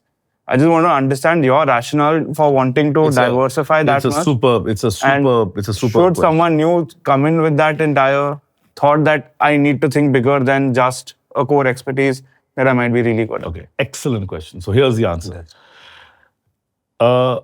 If you're an entrepreneur who's smart, and assume for 1 minute what we discussed 2 minutes ago, that they have truly an understanding of artists and artistry, assume they do have that, without which you shouldn't be in the business, you should start a label. Now I'm saying that you have it. It's not to the ones who don't have it. You should start a label. Be successful at it for a while before you think of other things. I remember I was in Universal for 7.5 years before we started fully diversifying. And in those 7.5 years, because we weren't in mainstream current Bollywood, but we did have the second largest Bollywood catalog, which is a huge, from Sholay downwards to everything. We had the #1 international catalog by a mile in the country. Already a nicely blossoming brands business, a very healthy a very healthy sync and licensing business, and a couple of other, let's say, indie-ish projects which were doing really well. We did that successfully for a while, made sure that made enough money where if we did nothing more, life would organically grow. Then I said, chalo, now that I don't need to worry about anything, losses stemmed, everything done, right? Now it's a solid company performing admirably. Now what to do? Now we said, and we started it in 2017 is when we articulated the strategy. 2018, January 1, we rolled out the strategy, which was to be eventually the #1 music-led entertainment company. I never wanted to be a label. I am not a label guy. I've got people who are labels guys. That's why I've got heads of labels and MDs of labels that's their job, it's not me. I'm a builder. I build companies. That's my superpower. I'm able to bring lots of smart people together because I understand that you are smarter than me and you are smarter than me. I'm not smarter than you, but what I'm better at than you is I'm able to put it together in a structure that works, in an efficient structure that works financially, economically, structurally, legally, logistically. I'm good at that. I'm a builder. I'm a city builder, right? You guys are the buildings. So naturally then live, management, agenting, talent, distro, publishing, brands, plus, tech, fan tech, merch, all of that rolls out. If I show you the original document that exists, it's actually a really cool thing, and I must say it today because I'm on your podcast. In many, we have our annual conference every year, which both of you are, I'm very honored to have you guys come in and out and present your things to us. The one thing in 18, 19, 20, 21 or whatever that I would present is, I don't want to call it a mnemonic. It was an example of something that I called the universal city. Universal? City. It was a slide that had like a blurred out building scape. And there was only one or two buildings that were lit up. The first building that lit up in the new world was Viral Originals, because that was the first label that we ever launched. First. And then slowly, and every year in the conference, the one slide would be consistent and more buildings would get lit up. That was my way of saying that this is how we're going to roll the strategy out. But there was an end slate of that city as well, a fully lit up city with all of this and much more. What we are not discussing is what's now going to come, which you're privy in parts to, because these wonderful things that you just said, that's not the end, and you and I both know it. There are massive things coming. And they're not buildings, they're compounds, right? So they're going to be compounds within the city that we're going to go after. Because we are in no illusion of a few things. The country has headroom, we're going to go after it. We are serious players here, absolutely. We believe in artist-led music, period. So we are I call myself the anti-label, but we are the most independent label-like structure you're ever going to find. We will morph ourselves around you. Whether it is for you to help you own your stuff and get better, or for us to own it in some part, or us to share it, partner in whichever way, we are structured like that, right? So the reason why we're rolling out this in phases, and it'll be more and more, some of it in partnership, is because the strategy has not changed. And here is the truth, and this is all my MDs, everyone will tell you. There's one thing, Aishwan, that is a blessing to me. And there's something that most people in the world don't have. It's called alignment. Upward alignment and downward alignment. This vision was written not just by me. It was written by a bunch of people in my core executive team and by the guys on top. So I report to the guy who's the CEO of AMEA, which is Africa, Middle East, including Korea, China, all of that. And his boss is the global chairman, Solution Grange. Him, Adam, me, my 5 MDs or whatever, 4.5 MDs, their teams. We are like stone, we are aligned. There's 19-20 ka fark nahi hai alignment mein. We all believe it like it's hard-coded in our blood. So if that strategy was written that many years ago and everyone believes it, we have not deterred. And this I tell you hand on heart. एक चीज में हम deter नहीं किया आज तक. हाँ, some things took a little bit of extra time, some things fell through the crack. ऐसे नहीं कि हम जो भी whatever we wanted to do, हम सब चीज में जीते. नहीं, बिल्कुल नहीं. We won some, we lost some. But एक चीज है कि हमने strategy आज तक ना कभी बदला है, ना कब बदलेंगे. We knew exactly what the 2030 end state was going to look like, and we have stuck systematically through it. Yeah, sure. 2024, some things should have happened earlier, of course. 2025, sure. Not given the elasticity of ability because of the market and other conditions and money and whatever the hell it is, illegal, whatever. We've never deterred from our thing. We have no desire to be a label. We have no desire to be a bunch of labels because globally we are not that. Universal Music Group, globally, we are not labels.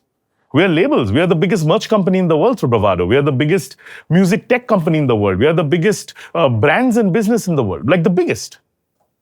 And our advantages, and this is where you and I have worked together a lot, is that to me, Coke Studio, for example, which is something that we're very proud of, the music in Coke Studio that we are A&Ring is the same as A&Ring one of yours or one of our Def Jam artists or one of our India artists. There's no difference. Music is built by artists and their ecosystem and their ethos and where they come from. That's all we care about. Last season, Coke Studio had 2 of TMV's artists. This season of Coke Studio has couple and yours, right? So do we differentiate in our own brains? Because having this music-led entertainment strategy allows you to cross-pollinate and use things from each other. And that, to me, the network effect of what that gives you, is phenomenal. Phenomenal. It's not that I started a business, I have to stop it. No, nothing is stopped. Also, we take time. We are the world's most patient people, or I certainly am. जब तक ना मुझे पता है कि 100% we have done all our research, लगने दो 1 साल extra, no problem. Merchandising, for example. I should have started 4 years ago. हर साल मुझे डंडा मिलता है वहां से कि क्या कर रहे हो यार, इंडिया e-commerce is booming है. I said, जब I have to be ready. 3 years later, at the cost of being reprimanded every year, now we are starting the merch business full-fledgedly. Because we believe the time is right. Merchandising should not be about buying a Rolling Stones logo, right? It should be about buying a Anuv Jain t-shirt or buying a Arijit cup. In fact, that's the music podcast cup. In fact, the one we should tell Arijit what I would die to have is an Arijit Bandi. Yeah. No, I would totally wear an Arijit Bandi, right? It's his signature. It's beautiful. Are you telling me that if someone had a great line and we should go and tell Dada that, wouldn't you buy it? I think it would sell in the freaking millions. But when the point I'm making is, the businesses work in the way you need them to work when the country is ready for it. And Arijit Bandi would not have sold 5 years ago. And Anuv, whatever, would not have sold 3 years ago. Today, because they have become superstars, the reason why you buy a Post Malone thing or a Taylor Swift thing is they've achieved superstardom. When you achieve superstardom here, people will buy your shoelaces. So you do the businesses when you're at that phase. So to answer your question, everything is strategy. Nothing has changed. Nothing will change. I'm just excited for all the other things that are now coming. Which that's the beauty of talking to Devraj. He answers a lot of things which you don't even ask. So correct. So अच्छा बात है कि और बहुत सारे सवाल हमारे cover हो गए. But मेरे ख्याल से मुझे जो समझ में आया, and you can add, correct me if I'm wrong, what Devraj is saying, कि पहले एक बिजनेस ठीक से करो. Correct. हो गया सेट, फिर दूसरा करो एक्सटेंड, वो ठीक हो गया, फिर तीसरा एक्सटेंड करो, चौथा एक्सटेंड करो. लाइंस ब्लर हो भी गई है ना, सारी चीजें एक साथ शुरू मत करो. Correct me if I am wrong. Because क्या है ना, अगर बीच में अगर एक में कुछ दिक्कत आ गई, एक बंद हो गया, your entire building doesn't. You are right, I agree to that. And in fact मुझे उसका भी आंसर मिल गया. मैं बोला था जो लेबल वाला था, कि अगर आपको लेबल शुरू करना है तो पहले आप लेबल का बिजनेस सीखो. करेक्ट. पहले आप समझो कि एक लेबल क्या करता है, क्या न्यूएंसेस है, कि ऑडियो कैसे बनता है, डिस्ट्रीब्यूट कैसे होता है, मोनेटाइज कैसे होता है, पब्लिशिंग क्या होता है, कैटलॉग किसको बोलते हैं, आपको कोई भी आदमी आपका गाना चलेगा क्यों, do you really have the connect. But आप इन सब चीज़ों पे विश्वास मत करो कि पैसा है मैं कर लूँगा, मैं 4 लोगों को इकट्ठा कर लूँगा, वो लेबल चला लेंगे. ये सब एजम्पशंस में आप मत रहो. और ना 2 टीम होनी चाहिए एक लेबल में, जो किसी के पास नहीं है और डेस्परेटली होनी चाहिए. चलो एक तो है A&R टीम्स ना, बहुत ही मतलब they are far and few. We have got 9 people in A&R. Now, because we are opening a new label, 2 more. So that makes it 11. Wow. 11 people. Pretty much everyone else has 1 or 2. Maybe 3 if they're lucky, if they have a large operation. We've got 11 people in A&R. We've got a 4-member developmental team. जिनका काम सिर्फ है artist development करना, और कुछ काम ही नहीं है उनका. दिन रात यही करो. And we've got a 5-member data team who's continuously looking at what the hell is happening in the ecosystem. Over a period of time ना, तासे मांगो देखते रहोगे ना, दिन रात अगर तुम डेटा चर्न करते रहोगे ना, you will be able to start seeing trends कहाँ से आ रही हैं, क्या होने वाले हैं. Like when we discuss Anuv's next song, which I think now we've already told everyone, sorry, big one's coming, we know exactly what to expect, and hence we know how to mount it. So if you don't have a strong data team led by solid tech, written tech, who are able to see what the hell's going on, a solid A&R team and a solid developmental team, na, don't ever open a label, because they get everything else. They get good marketing people, good distro people, good party event.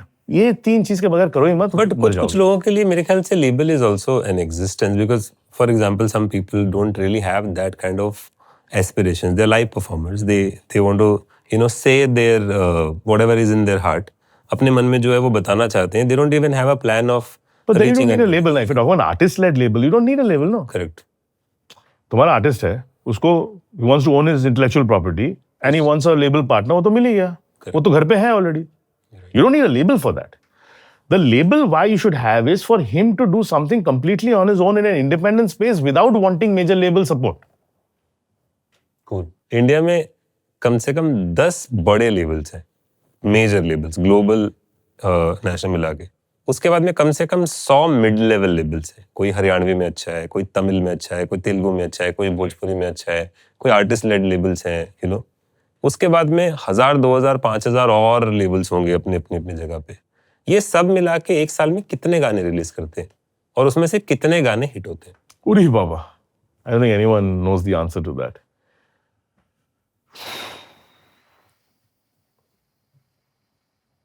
First of all, the major label output is visible. आपको दिखता है. We track it. The immediately below, you don't track literally because you don't know. But if something starts, the flutter, if you see the flutter, then you know your data will pick it up. The ones below, you have no idea. Because there is no difference in our mind कि उनमें और individual independent artist या artist label services in that world हमें अंतर फर्क नहीं पड़ता. Because it's a sea, right? But in the majors, so global and indie majors, and let's say the top few, I don't know, top 10, 20, 30, 40. I'm thinking it would not be less than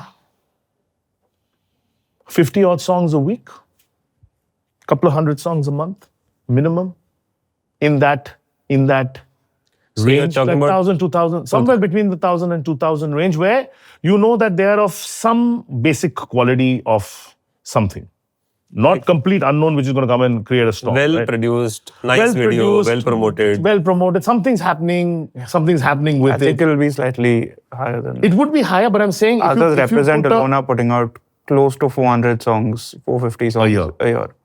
Actually, the data But see, of the 450, if you put a cull at the ones that are But 450 crossing maybe 500,000 streams also. correct. So again, now the thing is that if you put a stream count on it, then the numbers can be a lot more, right? I'm saying that if you look at visibly what you're tracking, like you know that okay, this is like not 11 songs of Yash Raj, but 3 that are really primed for, not 7 that are shoved into an EP, for example. I'm not using him as an example, just I'm saying the ones that are visible. I think you're saying somewhere in the couple of thousand-ish range. But if you remove that and you put a stream cap sort of calculation, you're talking maybe 5,000-10,000 songs at least, minimum. So somebody gave me data, multiple different distributors. Like you have Orchard, Believe, the top distributors. Oh, वहाँ पर तो sir हजारों होंगे, तो हजारों. मैंने बोला, उन्होंने मुझे 3 साल पहले किसी एक में, I don't know the name, उन्होंने बताया कि हर रोज 1000 गाने रिलीज हो रहे हैं एवरी सिंगल डे इंडिया में. हाँ होंगे ना, बिकॉज वर्ल्ड में 1,10,000 हो रहे हैं आज की तारीख में. Now it had gone to 120. Now current data says 110,000 songs a day, 110,000 songs a day. So अगर 3 साल पहले 1000 हो रहे थे तो अभी 2000 हो रहे होंगे. उस हिसाब से पूरे साल में 7 लाख गाने हो गए. नहीं, it wouldn't be, because then the math doesn't add up. हाँ, मतलब somewhere there is any song, मतलब any kind of song which is being released and distributed, it might be a random कि भाई गाना रिकॉर्ड किया मैंने भेज दिया, बट अल्टीमेटली पूरे साल में गाने हिट कितने होते हैं जिसको आप हिट बोल सकते हो, चाहे वो फिल्म का हो, चाहे वो नॉन फिल्म का हो, चाहे वो इंडिपेंडेंट हो, चाहे वो आर्टिस्ट लेड लेबल का हो, चाहे वो बड़े लेबल का हो. If you use any metric, if you use, let's say, the Spotify 200, okay, or the Apple 100, how many churns actually happen in it? Less than 15. I would think, yeah, no? Like super serious hits? You said how many? 15? Less than 15. 50, 50. So what is the metric? एक गाना जिसका 100 million stream हुआ is considered a hit? Oh yeah, absolutely. And those वो गाने कितने होते हैं? That's a very, very big. But how many of the 100 million do you think happen in a year? 15. 20 maybe. 20, 25 maybe. And अगर कोई भी एक म्यूजिक लेबल है to your size, जब आप मान लो आप कोक स्टूडियो भी कर रहे हो, आप डेप जैम भी कर रहे हो, आपका इंडी लेबल जो है इंडिया, राइट, इंडिया म्यूजिक, वो भी कर रहे हो, आप वायरल भी कर रहे हो, वायरल में अलग अलग लैंग्वेज, हरियाणवी, भोजपुरी, साउथ, सब कर रहे हैं. तो अगर आप मान लीजिए ऐसे 500 गाने करो साल में, 500 गानों में से कितने गाने 100 मिलियन वाले हिट हो तो उसको सही बिजनेस माना जाता है. Again, we don't count business like that, but how many songs in a year would have that kind of impetus? You know, I'm asking this question, I'll tell you the reason also. No, and I have no problem with it because I mean, by now you figure out I'm unafraid of, data or skeptics. I don't give a shit. But see, also the thing is, our advantage is that because we also represent so many different kind of, whether it's a Badshah, whether it's an AP Dillon, whether it's a divine of the past, a lot of has gone through us, whether it's an Anup, whether it's any of the big heavy hitters, if these people itself do 3-4 songs a year, and even if 2 of them cross it, which they always do, that itself will bring our own number to north of 10 maybe. North of 10, 15 maybe in a year. So that 15 your may rap not data be, was 10 this year. Yeah, but the thing is that if you look at it over a period of time, because see, you're not capturing a Jan December necessarily. Like some of it was in September, so you're looking at different linear calendars. But I'm tempted to say 10-15 of this from us, which means there would be 50-70 easily in a year. Why I'm asking again this question? Because in the last 5 years, I must have been a part of more than 500 meetings. Correct. जिसमें या तो कभी मैं बोल रहा हूँ या कोई और बोल रहा है या कोई और प्लान कर रहा है. And I have seen, including my self, people have lost tons of money. लोगों ने बहुत पैसा नुकसान किया, लोगों ने बहुत अपॉर्चुनिटीज नुकसान की है. बहुत लोग फ्रस्ट्रेटेड भी फील करते हैं. But not too many people understand this macro data कि बॉस, अगर हर आदमी जो गाना रिलीज कर रहा है उसका गाना हिट होगा, पॉसिबल ही नहीं है. क्योंकि आप कितना भी म्यूजिक रिलीज कर लो, ये जो 15 गाने हिट हो रहे हैं वो 1500 तो नहीं हो सकता है. Actually, the question to ask, and maybe even I need to do some math on it, Tarsem, is that for the 3,000-4,000 crores that we do in revenue output, how much money goes into create that was my next thing. That's what I'm trying to honestly, say. we'll never know because it's proprietary. It's proprietary data. It's data. like a gambling. But I'm thinking gamble chal raha hai. It is like a VC, you're spraying and praying. Yeah, but the point is that it would be a 2:1, 3:1 ratio at the very minimal, right? It can't be less than that. So what I want to get out of the conversation is कि अगर कोई भी आदमी content के business में जा रहा है, उसको ये स्टैटिस्टिक्स पता होना चाहिए कि आप कंटेंट के बिजनेस में जा रहे हो. कंटेंट के बिजनेस में अगर वर्ल्ड ओवर एवरेज माने, universal the biggest label in the world, if you release 100 tracks, how many tracks? What is the percentage of success? That is not the way to look at it, which is why I told you, and I swear to you, I've said this many years ago, I'm saying it today, and I'll say it till the day I die. The ones who are successful businessmen never ever look at business like that. If you look at business like that, you're screwed. Any business has to be looked at in its sum of all parts. Yeah. If you look at it like a portfolio, and the only requirement you have is to come on top. Diwali में तुम जब Gamble करते हो, what is the only question anyone asks you? Up or down? I don't gamble. I hate gambling, but I know enough people who do, who sit with very fat wads of money and car keys. Not me. Stop it. Yeah, stop it, Aishwan. But for people who do, the only question is up or down. My question is also the same, up or down. And down is not an option. So you structure your business to exit up always. So the risk appetite is also basis how not down you want to be and how up you want to be. So let's say you don't care about, let's say there are labels we're discussing these days. Somebody else yesterday. That have been in the country for a while, but are still losing money. And it's good, but you're still spending money and losing money. Now that is what we call an EBITDA holiday in the corporate world. EBITDA holiday. हमको तो नहीं मिलता बिल्कुल. I was talking to my boss the other day, and I said, यार मैं को ऐसे तुम 2-3 साल, if you let me lose money, मैं तो इसको 4 गुना कर दूंगा. He said, हाँ, तू रहेगा कहाँ? पहले साल EBITDA holiday के बाद में तुम्हारा ही holiday कर दूंगा. Correct? तो if you don't have EBITDA holiday and idiotic things like that, and you have to deliver to a plan, as long as you are up at the end of the year, it doesn't matter how many went down, how many went up. So that, to your point, we don't count. Do you need 8 songs at 200 million and 4 songs? You try and do that, and I've done that. Let me be also completely honest. It's not that I haven't done those, because I'm a big mathematical scenario creator. Always fail. You will never come close to achieving it. So I'll tell you why I'm saying. So आपको business के बारे में idea होना चाहिए, research होना चाहिए, आपको art से प्यार होना चाहिए. करेक्ट. जब आप गाना बना रहे हो, गाना बना के मजा आना चाहिए. करेक्ट. ठीक है, गाना रिलीज कर रहे हो, से भी प्यार होना चाहिए. हाँ, आर्ट से प्यार होना चाहिए. आपको रिलीज करके मजा आना चाहिए. आपको best marketing campaign, best audio, best video, team, सब कुछ करना चाहिए. आप भी करते हो, वर्ल्ड के सारे बड़े लेबल्स करते हैं. वो करने के बाद भी सक्सेस जो परसेंटेज है वो 2-5% से ज्यादा नहीं होता एवरेज में. That's the point I'm trying to make. But that is how it is ना. No, but जब हम नया काम करते हैं ना, हम ये सारी डेटा इग्नोर करते हैं. Whenever somebody is starting a new label, I'm telling you while we are doing this podcast, आज के दिन में जनवरी महीने के अंदर कम से कम 50 नए लेबल खुलेंगे और उन 50 नए लेबल्स में से 45 को ये डेटा पॉइंट और अंडरस्टैंडिंग नहीं है. किसी को ये समझ में नहीं आता है कि इंडिया के सारे लेबल्स, सारी फिल्में, सारी नॉन फिल्में, सारे बड़े आर्टिस्ट मिलके साल में 15 हिट चर्न आउट करते हैं.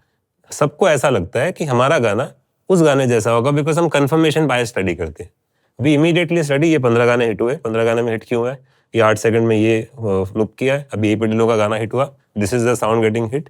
Every second person they should also do a little bit of reality check भी जरूरत है. फर्स्ट ऑफ ऑल ये जो 100 मिलियन 200 मिलियन जो कर रहे हैं या तो फिल्म से आ रही हैं जहां पर अरिजीत का कोई गाना है where Shahrukh Khan is in the front, leave that out for a minute, which is also part of the hits, right? I mean, पहले भी मैं is a song from Animal. It's not from somewhere else. It may be a T-Series song and it may be Vishal Mishra, but it's still a song in the charts. Take that away for a minute. बाकी के जो हैं, गिने चुने हैं, दिलजीत, करण, बादशाह, AP, Anuv, help और कौन है? शुभ, डिवाइन, साई अभ्यंकर. हाँ, Sai Abhyankar. Ishq from artist first. Anirudh. He's still cute. He's coming. I'm talking about big guys, right? Anirudh. Who? Anirudh is always Anirudh, but he's more film, less non. I'm saying in the non-film world, if you push the big Bollywood out, 10 लोगों से ज्यादा 10 जन है. अब इस 10 जन में आधे से ज्यादा are signed to labels. 2-4 हैं जो इंडिपेंडेंट हैं, या तो लेबल्स को यूज करते हैं डिस्ट्रीब्यूशन के लिए, या तो but fundamentally they are independent. अब जो नए लेबल वाले हैं, they are not going to get access to any of them in a impossible. Not even they have catalog. Not correct. So they don't have their catalog, they don't have this. So how with a young boy or a young entrepreneur or a young guy with lots of money ever going to think कि यार वो वाले ने 200 million कर दिया, दिलजीत पाजी का गाना या बादशाह का गाना, अभी मेरा कोई बच्चा भी 200 मिलियन करेगा? तो फर्स्ट वर्ल्ड कैनॉट. 200 मिलियन नहीं हुआ और इतना मैथमेटिक्स सबको आता है कि 200 million multiplied by the total number of song multiplied by the stream rate multiplied by minus cost of organisation, it is going to be minus only. So when you know that math, why the hell are you getting into the business? I know. I'm just saying you can't do business Asim with a blindfold is all I'm it's saying. Tempting. See, I am again and again bringing this conversation. Reason being, I genuinely want to save people's time, energy, and money. You know why people do it actually? Can I tell you why people do it? Why? Glamour. They don't do it for the money, bro. You said real estate. There are enough friends we have who have come from that world. Enormous amounts of money of wherever it's come from. 1 or 2 of them made it into real businesses, and I give them full credit to it. But most of them lost the money. Why? Because in that period that they did it, and they wrote that ridiculous check because father had lots of money, 10 crore, 20, whatever the hell those checks were, they got them really close to the artist. They hung with them. They sat in their vanities. They went on foreign locations to shoot all that kind of crap. The artist had 2 drinks with them, and they said, "Oh my God, I've arrived because now I'm sitting at this bar in, wherever the hell in Spain and having a freaking tequila." And I think so that glamour. Then learn to pay for glamour and lose money. It's no different than saying, "Na papa, मेरे को बादशाह मेरे शादी पे नचवाओ." फर्क तो वही है ना. Then pay for the glamour and use it ना. Why pretend that it's a freaking label? It's not a label. It's not a business. You cannot. I mean, I've been in this business long enough to tell you empirically it's not possible to make money. And I'm telling you this as somebody who runs not one but multiple labels, and we make a lot of money because it is done after years and years and years of work. And it's a word you just said. Let's say you have enormous amounts of hit this year. Are you going to make money? No. It's catalog. Catalog, people have forgotten. Catalog is the beginning and end of the business. You keep making it. You keep making because whatever comes back becomes catalog. That catalog is if there was one thing you asked me, what is the wealthiest thing that a label has? The wealthiest, the number one by a mile. It's not the biggest hit of last year or this year. It's catalog. That is invaluable. That is why you buy catalog. That is where the acquisition money goes in, right? Where you pay ridiculous multiples for. You pay because it's catalog. Because those songs have done billions of streams, not hundreds of millions, billions of streams over time. Right? Now, these new kids, do they understand that even if 1 or 2 songs, चलो, किसी का तुक्का लग गया, डाल दिया 100 करोड़, 200 करोड़, जो भी है, बाप का पैसे का, and 1-2 गाने फट गए, फिर भी पैसे नहीं बनेंगे. तो तुम्हारे पास कैटलॉग तो है नहीं. तो another point to your point to tell all these young children in the world that If you want to buy a successful business and you have enormous, endless money, don't do it first. But if you had to do it and you were obstinate, buy a catalog first, which is churning tens of crores of rupees first. You had a Then very get nice analogy on the catalog thing जो आपने एक बार कभी बोला था. Fish curve. Fish curve. अब एक बार वो समझाएंगे? Fish curve is simple. मुझे कि पहले साल आपने 100 रुपये लगाया. Correct. 5 रुपये, 10 रुपये, 20 रुपये, whatever money has come. दूसरे साल फिर आपने 125 रुपये लगाया. Correct. तो पहले साल वाले जो 100 रुपये थे उससे भी कुछ पैसा आएगा. Correct. इस साल वाले से भी पैसा आएगा. आप हर साल ऐसे पैसा लगाते जाओगे. पहले दूसरे साल से भी पैसा आएगा. Eventually, on the basis of कितनी There'll be a hit आप tipping करते हो, point, yeah. there will एक ऐसा पॉइंट आएगा जब आपका पुराना कैटलॉग आपको इतना पैसा दे रहा है जिसमें से आप नया पैसा लगाना शुरू कर रहे हो. And that is the point. अगर आपके हिट्स ज्यादा हैं, हो सकता है वो 1 साल में आ जाए, 2 साल में आए, 3 साल में आए, 5 साल में आए. अगर आपके हिट कम है तो हो सकता है 10 साल लगे. हर लेवल को जिस दिन तक वो उस फिश कर्व के टिपिंग पॉइंट पे नहीं पहुंचता है तब तक it's not a business. It's a very patient. It's a game of, look, music as a rule, music and entertainment as a rule, anything in this world is a game of patience. You know, there's a joke in Universal on the floor that I am Universal's most patient guy. I have enormous amounts of patience, but if you don't have patience in this business, it'll kill you. Yeah. Everything you need patience for, but nothing comes to you when you want it to come. Hit आएगा, नहीं आएगा भाई साहब, time लगेगा. Deal होगा, you think. Artist signing होगी, it all takes time. You have to be super, super, super patient. And will it one after the other for it to win? What you need, you said manifestation. We manifest the best outcome of whatever business we go in because of one thing, intent. Our intent is clean. Our intent has never been a quarter, कि यार अगर इसको खरीद लिया, ये कर दिया, ये acquire कर दिया, then this year will look good. No. We think if this comes, and we know it's going to take an enormous amount of time for it to be successful, but once it's in, it's the end state. It's the end state. We had this great thing that we acquired. We couldn't get it released from the earlier company it was in for whatever, some technological problem. Took us a year. Right? Everyone was frustrated, losing their mind, saying, what the hell? It's a power play between labels and companies. And I said, yaar, why are you all getting frustrated? They said, no, you're stupid, you have a lot of patience, what is this? It's costing us revenue. I said, theek hai na, ab dard ho raha hai na. Hurting you today, no? But once it's fully in, there's no way for it not to be in, it's just a matter of time, which is a physical, technological, output-driven problem. Then for the rest of eternity, it belongs to you. So, and by being impatient, is it going to come faster? No. By being impatient, is anything going to change? No. So be patient. As long as you know where your end state is, as long as you know that तुम पूरे शिद्दत के साथ, पूरे emotion के साथ, पूरे hard work के साथ तुम उसको कर रहे हो ना, कोई नहीं रोक सकता. But success only comes to the patient. First of all, there is no way if you're impatient and you want to. There are no. I mean, we learned this in school, ना? Yeah. So इस बात को conclude करते हैं यहाँ पे. हम level के बारे में जो बात कर रहे थे कि अगर आपको कंटेंट से प्यार होना चाहिए, आर्टिस्ट से प्यार होना चाहिए, आपको काम करके मजा आना चाहिए, देखा देखी काम नहीं करना, सिर्फ पैसे से नहीं होगा. बट स्टिल हर जगह का एक there are always places and people who make surprises happen. ऐसा भी होगा कि कोई इससे completely opposite जाके भी कल को successful होगा. Absolutely, 100%. There's no hard and fast rule. 100%. But whatever we learned through this conversation, in fact, मेरे ख्याल से ये बहुत important learning है. इस conversation के बारे में बंद कमरे में बहुत बात होती है. Of course. और artist, manager, agency, production houses, labels, distributors, ये बातें बहुत होती है, लेकिन इसका है ना कुछ crux नहीं निकलता है. मेरे ख्याल से ये क्रक्स बहुत इंपॉर्टेंट है. If somebody understand, it will help a lot of people. We should do this, this year is all about music, no? We should do the business of labels and the business of the business masterclass. Yeah. I swear, I'll do one like by line item. If you spend so much money, what are the chances of success? How much money could you lose on a bad day? Fantastic. And that wasn't a plug, just by the way. You're looking at me very shadily. Ayushman, I have a question for you. Devraj सबसे ज्यादा कहाँ मिलता है? Instagram पे? So funny, my God. Christ. So Devraj, Ayushman has a lot of questions. I have a very important question. You are the CEO and chairman for India and South Asia. You're also involved in global strategies on many countries. You sit in the board of so many associations and organized bodies. You're running a charity. Running a charity. You're doing so. How do you find time for social media, and how are you so active on social media that if I call you, the chances of responding are 5%. If I message on Instagram, the chances are 95%.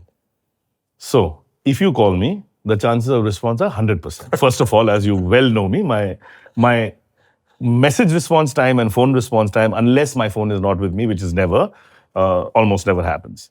But social media, I don't think most people understand social media the way it's meant to be understood. Some people use it for education, news, fun. I use it as a business tool. I always have. In the early days, I didn't know enough, and I was, sort of struggling through it. The first 5,000-10,000 followers. But as you cross the 100,000, 200,000, go to 500,000, you understood that there is a way of being really efficient on social media. So my entire posting, which looks like a lot, like 2 reels a day, 15 stories, all that shit, actually takes all of 15 to 16 minutes. I have a timer on my screen time, which cuts me off at Instagram at 30 minutes. I never cross 30 minutes on Instagram in any given day in my life. It's because you know exactly. So in my head, I know exactly what has to go where. Some of it is reactive. Some of it is actually led by the company. So my wellness label will say, sir, you have to post this. My viral guy will say something. Def Jam will say, listen, whatever. My brands guys will say. So if you're efficient, I think, this is the age of efficiency, man. I think we waste too much time doing too many things. If you're quick, smart, and you know how to get shit done, why social media? Your whole work life can become smarter. Should we do a podcast about the strategies to handle social media in 30 minutes? Like have effective social media skills? I can actually show you how to post 2 reels, 15 stories, 1 native post, 2 to 3 LinkedIn posts. Meta is automatic, it goes on the back end.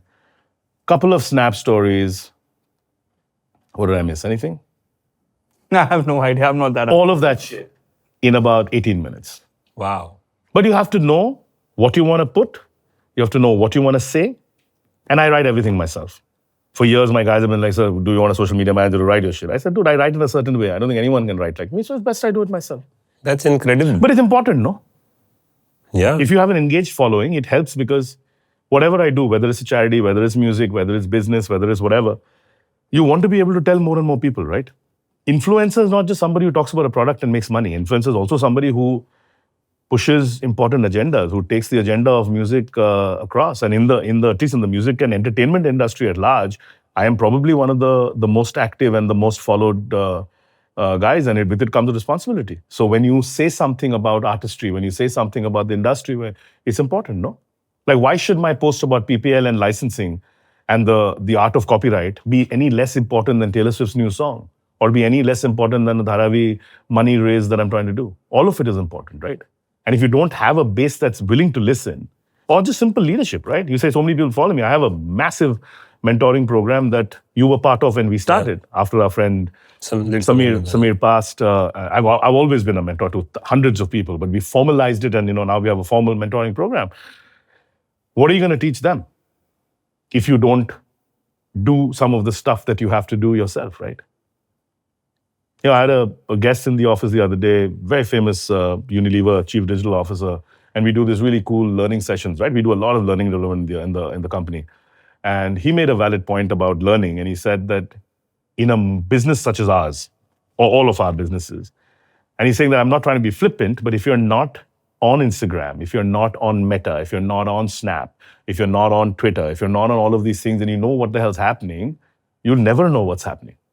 You'll operate in a space which is devoid of any reality of what's happening in the world because your ultimate consumer, your kids, their friends, they're operating in that world. And you can't operate in a world that does not include all of that, right? So it's important. That's deep. I like this conversation because I'm not active on social media. He's active in social media. You're very active on social media. And he's actually very active as well. And it's a way how you look at things, the way you're using it to your advantage, to the advantage of people who are following you. It's incredible. See, because in the podcast, the majority audience is people from the industry and who want to be a part of the industry. उनमें से बहुत लोगों को ये पता नहीं कि universal music globally umbrella के अंडर क्या क्या आता है. इंडिया में अभी यूनिवर्सल म्यूजिक और क्या क्या काम कर, because there are lot of brands or activities which people are associated with, but they might not know that that's also a part of universal music. And after that, the most important question is, what are the kind of opportunities you have with universal music now? Whether it is employment or you do acquisition, you do distribution, you do strategic tie-up. What are the kind of things which you are looking at so that if I am somebody, I can know that I am a fit for the group and I can approach you or the right people for that. So we set up this company a while ago, pretty much structured the way Universal globally is. I was very excited with the way Universal globally is set up because I think it's a very clever. So our boss, Solution Grange, he's not only the world's #1 guy in music, which he has been by every rating and every metric in the world, but he's a maverick, yeah. Matlab seriously genius insan hai. You know, he's one of those, I don't think he can think of anything without music. I don't think he does anything in his life which is not connected to some artistry. I mean, he's best friends with everyone, right? I mean, Taylor Swift is his best friend, Bono is his best friend. I mean, he lives in a different world, but he's so into the music and he's so into the artistry. His perspective about the way the businesses work, and he's a hardcore businessman as well, made him set up Universal the way. So think of Universal in two ways, right? The US, which is the world's largest recorded music business region, also in publishing, the largest publishing by region, North America, South America, all put together as the Americas, is one way of, so the music is broadly sitting in the US, and then of course it goes all over the world. The other way of looking at Universal is that we are in more than 80 countries, in more than 80 offices. So, and what we call an operating company. So my OpCo, as we call it, is India and South Asia. So it's India, Pakistan, Bangladesh, Sri Lanka, and so on and so forth, right? AMEA is not an OpCo. It's a region. It's a big fat territory, which we call the high growth markets. So our AMEA territory starts from Africa. So Africa, which is South Africa, Sub-Saharan Africa, Middle East, North Africa, India, South Asia, Southeast Asia, Korea, China. So that is the high growth market. But as far as the structure goes, if you look at the OpCos, which are France, Germany, Japan, Australia, Australasia, Asia, all of these 100 places put together, America is where the structures are. So the world's biggest labels, the world's biggest artists are signed there. So you have, as you well know, America, East Coast, West Coast. West Coast is LA. So West Coast labels, there is a group which is now morphed into a group. Earlier, there were many groups. So Capital Music was a separate group where Suraj is co-signed to us with. There's Interscope, which is the largest label over there, Geffen, A&M, a bunch of record labels. So as we stand today, the Interscope group is a holding group, and its chairman, a guy called John Janik, runs the entire West Coast label. So all of the CEOs, MDs, chairman, everyone reports into him. So Capital's main guy reports into John, Geffen CEO, everyone reports into them. Similarly, exactly like him, the Republic CEO, on the other side, on the East Coast, a guy called Monty Lipman, is the two brothers who started Monty and Avery, but Monty is the CEO. Monty runs all East Coast labels. So Def Jam CEO, Island CEO, all the labels which are on that side all report into Monty in something called Republic Core, which is Republic Corps, right? So that's the way we are structured. So pretty much any artist you can think of, Post Malone, Taylor Swift, Drake, Kendrick, Posty, Sabrina Carpenter, Ron Chappell, anyone you can think of is signed somewhere in this. Eminem is somewhere in this myriad of labels that are structured. The fun is every individual label is its own entity. They do their own thing. They have their own companies, their own marketing people, their own everything. It's like a self-standing building by itself, but they all compete with each other. So Republic's competing with Interscope every year to be the #1 label in the world. But guess what? A small, cute label like Island, because it had two huge successes, which was like pretty silent for a few years, had Sabrina Carpenter, the biggest breakthrough of all time, and this young kid from the UK, US called Ron Chappell, which is also broken freaking everything. And there are now some more coming. So Island's having this incredible run, right? So even that, so now Island is competing with Republic and Def Jam and Interscope. So everyone's competing with everyone. So it's healthy. Everyone loves each other. As a group, we're all together. Everyone pushes each other up. We share learnings, we share data, we share everything. Centrally, there are teams that are running everything, but the labels are competing with each other. In India, I just loved it and I thought that was a genius move.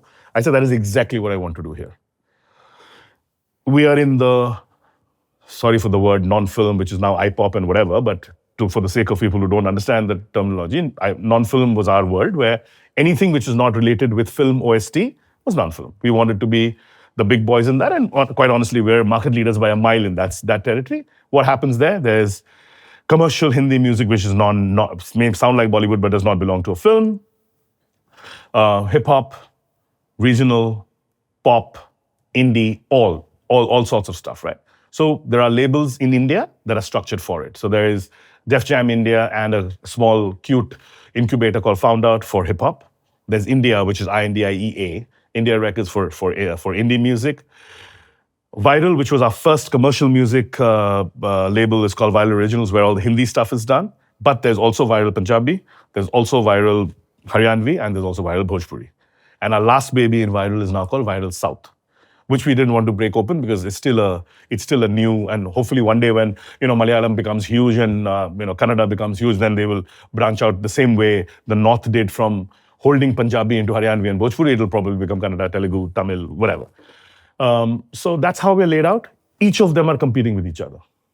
Each of them have a moment. There have been times when Viral song hit 500 million streams and we were like 500 million streams and we were like, what the hell? We've had that moment as well. But in Def Jam, where hip-hop is cute and small, we had the first 100, 200, 300 million with people like Divine in the earlier days, in the last few years. And then we had the global moment with Hanuman Kind, where it just broke, every conceivable barrier of what the ceiling could be considered. But honestly, हमको क्या पता था यार कि ऐसे भी होता है. We all want to say podcast में and interview में, हाँ हमको पता है, कुछ नहीं पता. A lot of it is chance. A lot of it is Bhagwan ka haath. Correct. You got to try. Lessons, yeah. Karo, hoga. So we've had these moments, and the way the labels are structured is that everyone truly competes with everyone. Like Haryanvi, we're having a huge moment in Haryanvi right now. Haryanvi has become, like Hindi in the north, it is as powerful as Punjab. Like Punjabi was having a huge moment for all these years.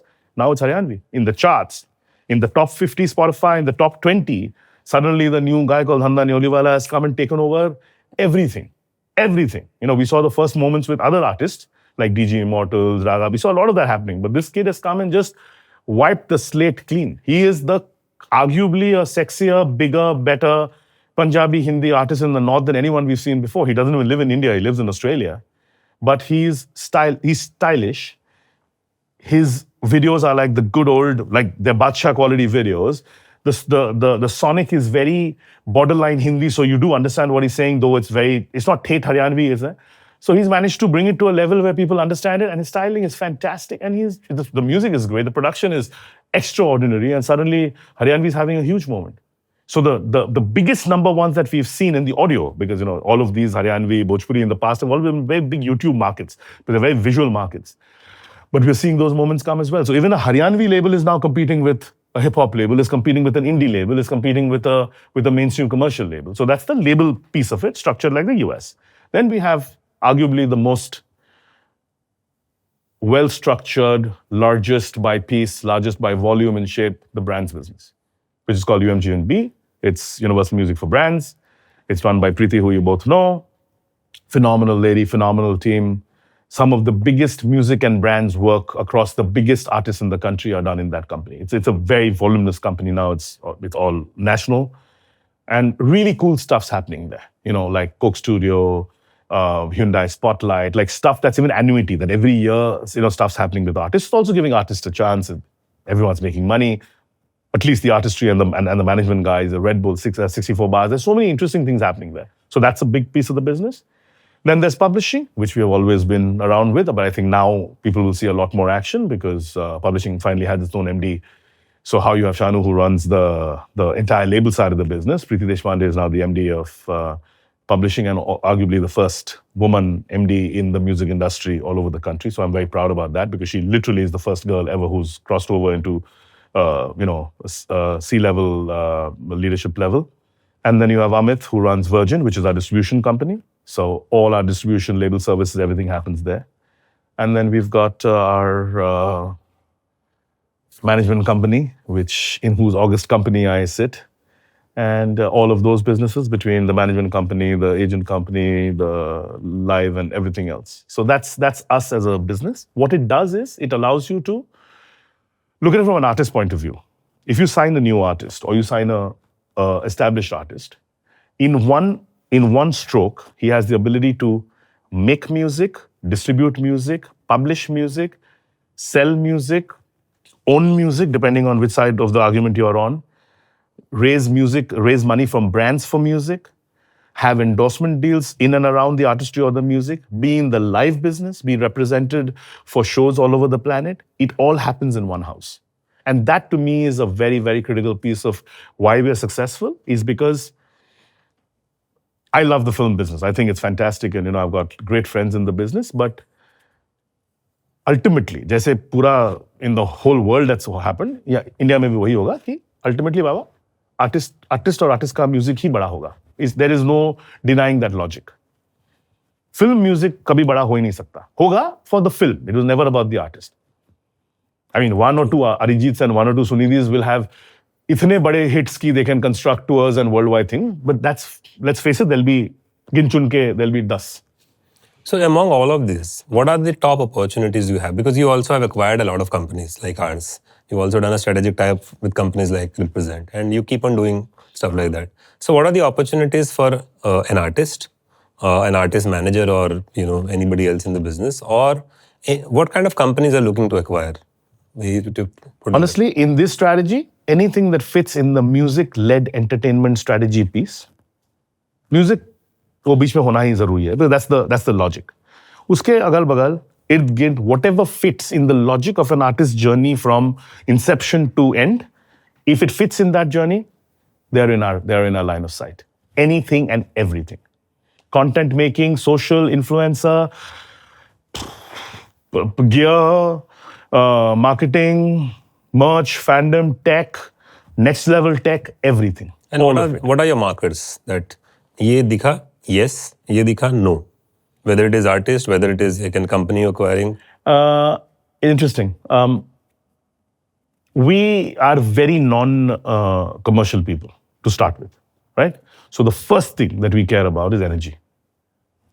If you see an incredible company, and I have seen a few, Tashem, where you look at the business and said, wow, look at the stuff that they create. You see an ad of theirs, or you see a video of theirs, or you see a reel of theirs, and it just blows your mind. It's just, that quality is outstanding, right? But then you meet the founder. Then you meet the CFO. And 5 minutes में you're like, भाई साहब ये तो हमारा तो वो mental match ही नहीं है. तो energy is to me मेरे लिए सबसे important चीज़ है energy. If you and I can sit across and genuinely, without the commerce of the business, look at the trade and have a 10-year outward strategy feeling. No one is right. उतना कोई smart नहीं है. मैं भी नहीं हूँ. I can't predict what's going to happen freaking next decade. But I will have a feeling. I'll have a point of view on it. Like I have a point of view on TMV. I have a point of view on Represent. I have a point of view on a bunch of things, right? And I have a very strong point of view. Till I am wrong or someone tells me otherwise, I will go with my gut. That's the only thing I know. I don't know. Like I'm not an artist like you guys. I mean, I used to be. I'm a professional. I can only go by my instinct. It tells me this is a good thing to do. And also my instinct is also, don't forget, it's a sum of all parts. How does Represent work with the brand business? How does TMV work with the artist business? All of it feeds onto each other, which is why the combination of everything is a very solid machine.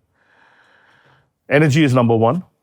Financial performance today, I don't really care. We have to believe that going into the future, and this for me is very important, so I'll say it slowly. Let's say the business is doing 10, 50, 100 in its line. Now, nobody knows because उनके founder को भी नहीं मालूम कि होगा कि नहीं. I have to believe that if they are part of our company together, in whichever way we do it, strategic, non-strategic, ownership, non-ownership, to me, it's like IP, right? I don't give a shit. If you're my partner, you're my partner. You read my annual note, whether I own 1% of your company, 100% of your company, or you're my employee, you get treated the same. You'll not be, acha, tere gaane ko main kam. No, it's not. Everything's the same. It's one family, right?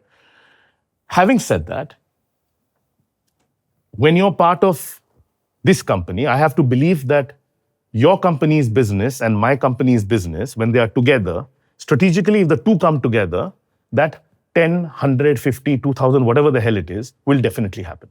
I have to believe it hardcore. You have to believe it hardcore. Your people have to believe it hardcore. If that is 100% on the table, then we are phenomenal people to work with. We are not shy, we are quick.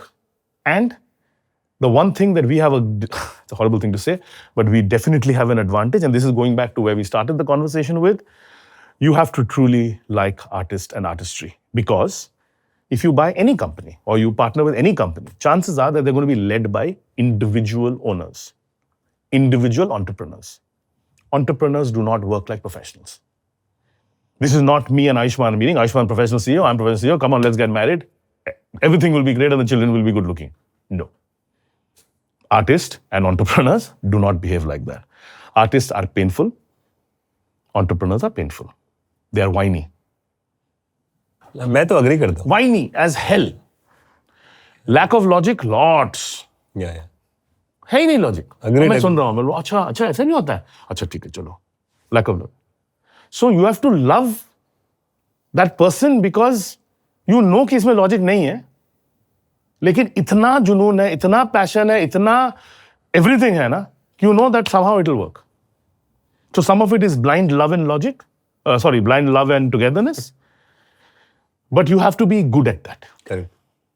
If you can't tolerate artists, you are screwed. You cannot buy companies, you cannot partner companies, you cannot do anything with it. You're two CEOs, whose chairman I am on the board of. There are days I want to take a stick and hit them. Almost every day. Almost every week, so 100%. Our board meetings are like wars. But do I love them any less? No. And I tell you, it's a superpower. You have to see why they are like that. And they are also, don't forget the other side. They are also looking at me saying, who is this strange suit, dude? What the hell does he understand? उसको क्या पता है कैसे company, हमारी company कैसे चलती है? वो तो एंटरप्रेन्योर नहीं है, जिंदगी में एक दिन साले ने खुद की कंपनी नहीं चलाई, उसको क्या पता? So if you appreciate that both people have a different lens and you still find commonality and you're able to build a strong business which is industry defying and culture changing, no problem.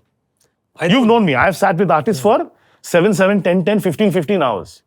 That is your superpower, not mine. But I have patience. I'll sit and I'll listen to everything and anything that they want to say. If you're that guy, then you can do business with us. Okay, I'm listening to this conversation on the podcast, and I think I am that artist. Okay. Who has, because you have the global exposure, you have the network, you have the people who are data friendly, who are experts in marketing, creative and all those things. And I think I am the biggest artist in this world to come from India ever. Okay. Are you really, or you think it? I am really that artist. Okay. If I'm not really that artist, if I'm being confused, then I'm not that artist. Correct. So I think Universal is my home. Correct. When I approach you, what should I keep in mind? I don't think when you approach me, when you approach anyone, what you should keep in mind. First of all, let's go there and then I'll tell you what to think about us. A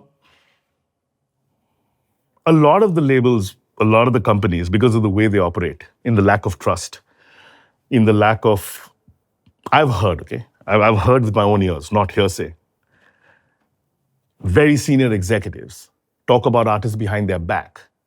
Senior, big fat artists, like they're a piece of shit. Right? Like, kaun hai? Aaj hit hai, kal nahi. Like, huge artists, right? I've heard of artists say shit about the label exec, saying, who the hell does he think he is?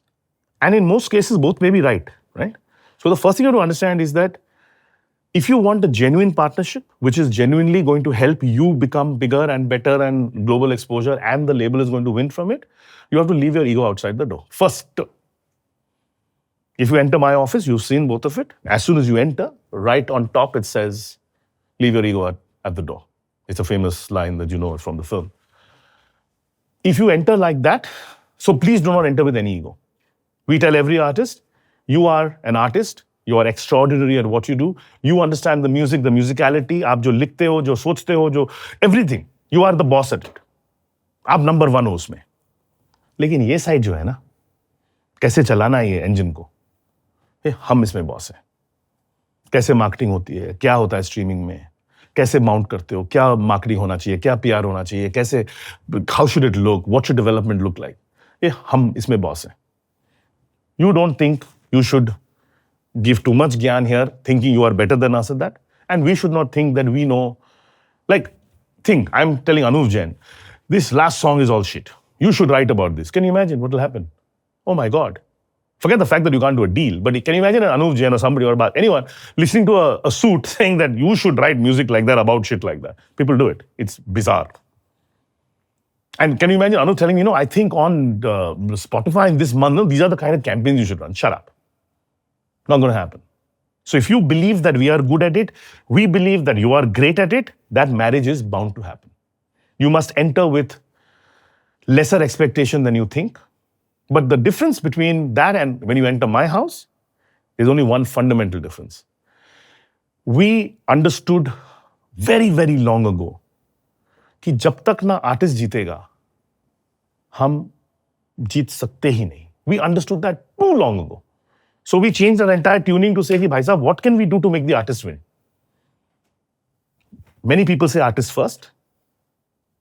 I don't know what the polite word for balls is, but that's what it is. They don't understand it. Artist first means with ego, with shit, with all the crap that comes with an artistry, you have to accept it. True. It's like you have 3 children. 2 of them are angels. One of them is a devil.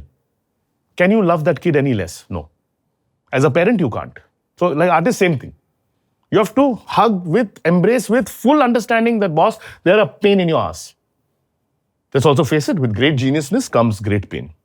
With great success comes great wine. This is the way, not W-I-N-E, W-H-I-N-E. This is the way life is, right? You can't do much with it. So if you operate at a level where you understand that each of them have their own way of doing things in a wonderful way, which is collaborative, which is teamwork, the artist has to believe that I am the best team that they have. Irrespective. And, we've had these arguments with our own artists, right? Badshah, sitting one day thinking that, was this great? Amazing. Was this great? No, shit. I'm saying it's great, he's saying it's crap. Those arguments you're always going to have. But he has to believe in his heart that my team, which is Devraj, Sumay, Chan, the whole gang, there is no greater team in the world who cares more about his music than us. Means छाती पे हम लोग bullet ले लेंगे, लेकिन we will not let him fail. Same with Anuv, same with any example, same with AP. Means we put our lives and hearts on the line. And we are not a corner-driven office. Huh? AP lives in Canada, no? अगर हमारे Kevin के साथ call है 10 बजे या 12 बजे, I am also on the call. If Anup needs something moved and he'll message me at some ridiculous hour because he doesn't sleep, I respond to him at 2 a.m. saying, yeah, bro. So if you want to come to Universal and you want real success, and maybe we have been the ones who've shown that for the first time given Hanuman Kind's global success, because at that level, nothing's ever happened, including Bollywood. It needs a lot of work, Tarsem. I can't explain to you. I've said this to so many people. My God, it's backbreaking work. So with Hanuman Kind, with Big Dogs, you all obviously got a lot of learnings from that process, because something like that has happened after probably a Mundial to Bachke, right? Like that kind of breakout has happened after that long. No, not even. Even that. Probably even bigger. Yeah, because those numbers weren't there back in the day, right? So are there learnings? Is there a blueprint that you've been able to draw out saying that this is there's no formula for success, we all know that. But these are the fundamentals which I see for global crossover. There's one fundamental that I learned very early, and that's probably the reason, and Suraj will agree as well, we talk about it all the time, is how quickly you react. In every artistry song in the world, there'll be a flutter somewhere. 99.99% the flutter goes unnoticed. And you don't react and the song dies and does whatever. Those exceptional people who can see that there's a flutter and can act very quickly on it is where the first path to success comes. And that is not only Hanuman Kind and not only Suraj and Big Dogs, but it's Akshat's song, it's Anu's, any song, right? So one key aspect is how soon can you react? Like you literally saw something at 2 a.m, a data guy calls and tells you by next morning there's some 4 campaigns surrounding and it's out. And we are damn good at that. We are genuinely good at that because we react to data with action faster than anyone. Because what do people do? Run lots of ads, we don't do any of that. I find it foolish and I find it a waste of time. Because if you have to pay money to run a song, and this is something people who want to open labels should hear, that if you're paying more paise for one view than what you're earning, you pay more paise per stream than what you're earning for the stream, that is the dumbest, worst, uneducated thing anyone can do. And my industry does it day and night and day and night. Do we not do it? Some? You have to. Because if you're mounting something and you're marketing something, to do it for sampling is okay. To do it for a chart position? To do it for a slot in some radio chart? To do it because you can say, YouTube breakthrough worldwide #1? Please, who are you kidding? The minute you stop spending the money, so let's say you're burning a bunch of cash and you're suddenly seeing 5 million views a day, the minute you stop spending the thing, it doesn't go from 5 million to 4.5 million to 4 and 3. It goes from 4.99 million to 104 views. And what it does is, the organic people who are anyway going to come to them, stop. There is a wonderful thing called algorithm, and we should have a completely separate discussion on algorithm. You should put, Mandar, me, Atul in one room and discuss algorithm. It's a beautiful podcast to be had. And it's an animal that is changing by the second, by the minute, by the week, with no rules and no logic. There is some at the back end, but that we can't control. But spending money for money's sake, don't come to Universal. Telling us you know everything how to do, don't come to us. Be very sure about the music. But everything else, you want a ton of money because you want a big fat check because you feel you've arrived, wrong label. I can give you names of many colleagues in the industry who will write you a check. We are not those guys. And it's not that I have any fundamental objection. I mean, today I do, but back in the past, all of us have gone through the phases where we all did stupid checks. But I've gone through it enough to tell you that it doesn't work. And it creates destruction on both sides. It hurts the artist, it hurts you, it hurts your reputation. Artist is unhappy with you, everyone is unhappy. Because artist will go and talk shit about you, what are you doing it for? So you're better being slower, surer, doing it correctly, with a lot of intent and a lot of thinking. Soch samajh ke, ekdam, matlab, with laser sharp precision. Come and sit in a marketing meeting in Universal. Khush ho jayega tu. You've come, you've seen. It's like a war room.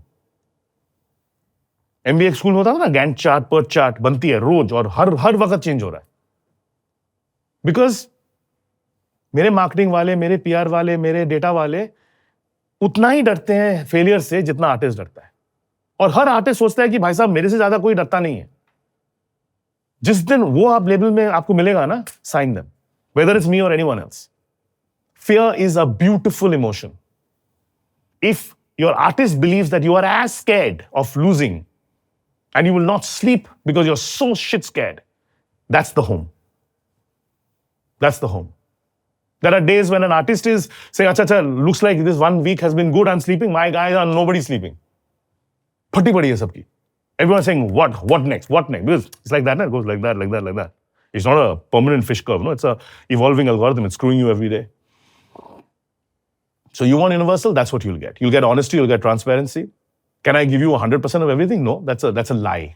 Because ultimately anything that's human-led will have its own 5%, 10%, 20% of human error and human element and human emotion. Minus that, the 80-90%, I can guarantee you, is pure as pure can be, real as real can be, transparent as transparent can be, and an organization that from the top, which is me, to my 5 MDs, to everyone down to the bottom guy, we are aligned to win.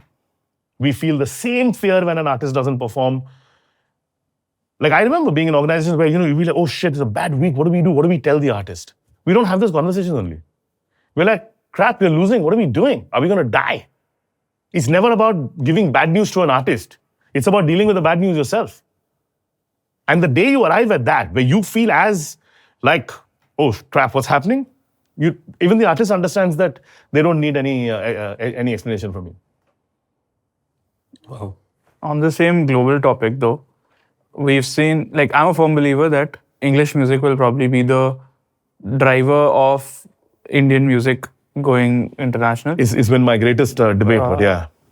I also feel Indian production will play a very strong part. Indian melodies will play a very strong part. Yeah. But language primarily, according to me, at least the one that opens the floodgates is going to be English. I agree. why are labels not investing in English content as much? You've done maybe a handful of them, even No, not too many. we've done a But we've done you a had truck, we've done a truckload of them. You're just not seeing which them yet. didn't, yeah.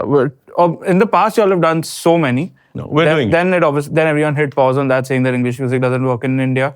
Obviously, international music charting in India had also taken a very big dip the last year, but now started to come back again with Sabrina, with APT, with all of those songs coming out. But what is the future for English? There are so many songwriters in India I'll tell you. that are writing beautiful music in English. Agreed. I'll tell you. This has been a 14-year argument between me and my global management. Okay, it's the most fun argument because globally the belief is that, and because maybe of Latin and Japanese and Chinese and whatever else, that unless and until a song explodes in your own territory, it can never go out. We've all heard it. I have said it 200 times. Then the logic was that the world is homogeneous. It doesn't matter if the vibe is great, any language will work. Somewhere between anything will work anywhere to language is language agnostic is the reality that there is a language that people understand the most in the world where you need the music to pop. If you cut away the Americas for 1 minute, would we be having this argument about English? No. Because the maximum consumption, the maximum everything, Billboard, charts, Grammy structures, radio play worldwide, everything is being controlled in America. Because of that, English, so the Anglo word comes from the fact that it's coming from the Americas. You take away the Americas, and let's say it's Japanese, Chinese, French, German, Indian, South African, and whatever else, would you give a shit about what? I mean, then in that world, Afro with Swahili or Hindi with whatever, or Haryanvi should work equally. But the logic is that America drives it. America drives perception. America drives the charts, the global charts, including the Billboard, which is the #1 chart in the world. Because of that, English is important, and America has 400 million, whatever, 380 million, 400 million people who speak English, and they are the ones who are the tastemakers. So for Hanuman Kind's song to burst, it needed English people to say, I understand what this guy is saying. To your point, Indian visuals, Indian. So let's say his success was not just the song, it was also the video. The video drove a huge amount of social activity and engagement, and YouTubers, and everyone said, my God, we've never seen something like this before in our lives. Because of that, I agree with you that, and I've always said this, and this has been my personal belief, that you need a language that people understand, speaking about a culture they can speak to, looking, feeling, smelling of the culture that you are. If you're able to put these three things together, you're going to win. Some of it may be Hindi, some of it may be words that don't really matter. So it could be a Hinglish, Tinglish, Benglish, I don't know, some combinations of things. And it well could be. I just think it's got to be words that you listen where you're not paying attention to the words. Because the beat is so strong. You know, some of the Latin words, like Despacito became big. Why? Because no one gave a shit what Despacito was, right? First of all, the damn song itself in South America exploded. I mean, it was already charting and going crazy before, Bieber jumped on it. But Bieber's English pieces just drove it to a global audience. And then they said, acha, Bieber hai, this stuff's happening. This is not as important, but the beat is cool and everything is great. Would Despacito on his own without Bieber have become the worldwide phenomenon? I want to know. Today, a Bad Bunny Spanish song is like an English song. But think about the song that opened the floodgates for everyone in the world. Would Despacito have become the world's #1 song if Justin Bieber did not jump on it and sing his English parts and opened the door to mainstream consumption? I don't know. Maybe it could have. I don't know. The logic is that it would over a period of time, and more is coming now. We're seeing it with Afro. Don't forget with Afro. So heavily beat-oriented that no one is really caring about, apart from, whatever, populations emulating each other in the Americas and in Africa. But some of the Afro stuff is just unbelievable. I mean, Indo House, Kahani, they played last night or whatever. Incredible, right? They're packing and selling the Bronx. And it's not all brown people, a lot of white people in there, who are coming and partying with abandon, listening to Bollywood twists and Nusrat Saab things in a completely house environment. So it's rapidly changing. But going back to the first part, English is probably going to be the most prominent one in the near future. I do believe it will have some level of Indianization, not just visually, but also from a word play point of view. There will be other languages that'll seep in. Will a pure play Hindi or a pure play Haryanvi break in the world? Tough to say. I hope it does. So I want to add, I have a difference of opinion. Not a difference of, I just have an opinion that I feel Marathi, Tamil, Telugu, Haryanvi, Punjabi, Rajasthani, whatever language. India is rich in Of course. music, and the authentic, like sitar or Pandit Ravi Shankar was so famous, and his audience was not Indians; it was international Everywhere. people abroad. I think it's a matter of time. One song from any part of the country, regional music, authentic music, breaks in the US. Correct. Everybody in the world will start investing in the Indian regional music and take it to the world. It's a matter of like, before Big Dog or before Hanuman Kind, I don't think people were investing that kind of money in English music from India. But after the success of Hanuman Kind, there are a lot of people. I actually don't even know how much big level English stuff there is. I mean, there is a lot. It's in underlying. pipeline. It's in But I pipeline don't now. know. I don't know if anyone's making the big moves yet. I mean, I know we're dabbling in it for a while, but again, it has nothing to do with language. It's just that, like, I swear to you, we don't look at an artist and say, "Ye English hai aur English phatega, isliye us pe karo." We always say, "Artist amazing hai." And I'll tell you, the ones who are English, for us, the ones who are looking at English, are actually bilingual. There are people who are Tamil, separately, completely English. Malayalam, separately, completely Malayalam, full English. You know what I'm saying? So they're usually bilingual. So you're playing both sides of it because, to your point, Tasnim, and to your point, Ayush, you don't want to let either one. The one thing I'm clear about is domestic music is important to the country if you want the culture code of the country. And if you want to shape culture through the power of artistry, you cannot ignore domestic music ever. And we've now gone in hard. We've been there. Just our non-film catalog must be many thousand songs old in the last 7-8 years. It is multiple times of everyone else. If you put everyone else's non-film library together, ours is bigger. Not just shit that you put out, like genuinely structured, well-marketed music, right? It's for a reason, because you do believe that there's a huge play for domestic music in the country, right? But to Ayush's point, which is also important, is that English is the language that opens doors because people automatically gravitate and say, "Acha, we know what he's saying." True. So somewhere there's a balance. We're trying to see if we can, pure English, pure Tamil. Somewhere there will be a Tanglish. So those are the experiments that are happening Like how right now. Punjabi happened to India. So there are a lot of people in India who don't understand Punjabi as a language. They used to listen to Hindi music. They used to listen to Tamil music. But Punjabi, one song broke outside of Punjab. Correct. Then more people started investing. Correct. Then more people started investing. Eventually, Punjabi became a national genre. I mean, I don't think Punjabi is a regional genre as well. Like that. And Punjabi is now becoming a regional genre again. It was a mainstream genre for the last God knows how many years now. So, I think the moment the language start traveling, like Korean, K-pop, for example, there are so many kids in India who doesn't understand Korean, who actually started learning the language because they want to listen. Yeah, but to see, the K-pop phenomena is very different. It has nothing to do with the language. Yeah, that's the thing. It is 10 years of selling crazy aspirations. You're creating a experience world that is just beyond. It is a pure fan structure. It is only fandom. There is nothing. Maybe somebody can do that with Indian style of music and Indian artists and Indian You think we are not trying? We are deep. Keeping the authenticity. There was a guy who sat on this very chair with a bun on his head while you were completely bald. It was too much hair and too little hair.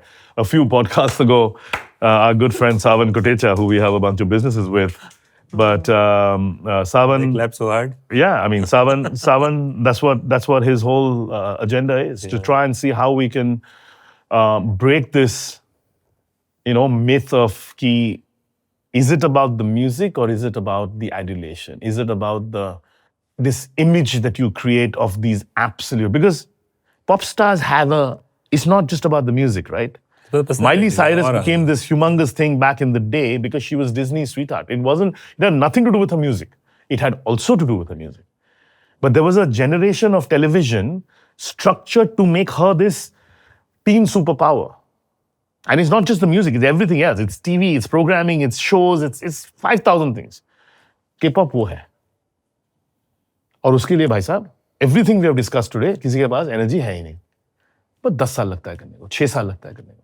हम sure किसी ना किसी के पास तो है, कोई ना कोई कर रहे हैं. अभी ऑलरेडी हम कर रहे हैं. 6 महीने बाद पता चलेगा. In fact, right now we are launching a global, not K-pop, but whatever, let's call it international pop. There's a band called Cat's Eye, which Interscope and Chairman Bang from Hype, two of them have come together to create this monster called, so it has all the access of K-pop. In fact, it's on Netflix. What's the thing called? Pop Princess Diaries or whatever it's called. It's a full 10-part show on Netflix. It's the story of Cat's Eye, of which one of the girls is Indian origin. Fantastic they are, right? That took years in the making. Okay? And this is bana banaya, paka paka hua, everything. I mean, there's Hype, Chairman Bang, Scooter Brown, John Janik. These are legends of the industry, right? I mean, these are people we aspire and say, wow, they have put it together and Cat's Eye is now rolling out their entire thing. So a similar version of that probably will happen in India, which we are working hopefully towards to see light in the day. But what we will not do is, we will not, and here's the mistake, right? Since you're talking about K-pop and bands, picking great 5 existing artists that you think will sound sonically good together because the production is fantastic and you can ape the West. Doesn't work. I mean, people are doing it right now and it's stupid. You can see through it. There is no personality. There's no ownership. कुछ है ही नहीं. मतलब वो है. अच्छा है. It looks good, but there's nothing beyond, right? You can't. It's not a business. So we're going to go the other direction and actually cherry pick true talent and develop the talent into a. So all of these things that we are discussing now, Tarsem, they're not 1 quarter, 2 quarters. They are 6 quarters, 8 quarters, 10 quarters, 12 quarters of pain to try and see how you can make businesses out of them. And truly, I mean, that I'm blessed that that's my job now because I've got, incredible people running all these businesses and I mean, I keep telling people one day I'll grow up and be like Tasem, but it'll be a while before that happens. When I'll be truly chairman of the world, where I won't give a shit about anything, but I still have a day job. But I'm not involved in any of the businesses anymore functionally enough.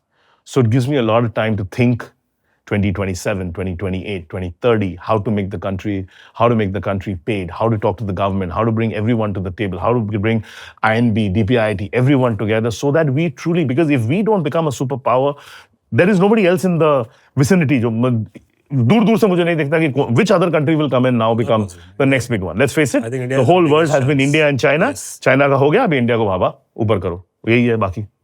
So there's a very unique opportunity where you have a founder and the investor both on the same table. You all have announced a deal sometime back, which is probably the most beautiful investment deal that has happened in media and entertainment in a music-led agency setup. Probably the biggest of size also, I'm not sure, because none of us have the deal numbers. Please share them if you would like to enlighten us. But a couple of questions around that. First a few to you and then a few to always, you don't answer that. So, please.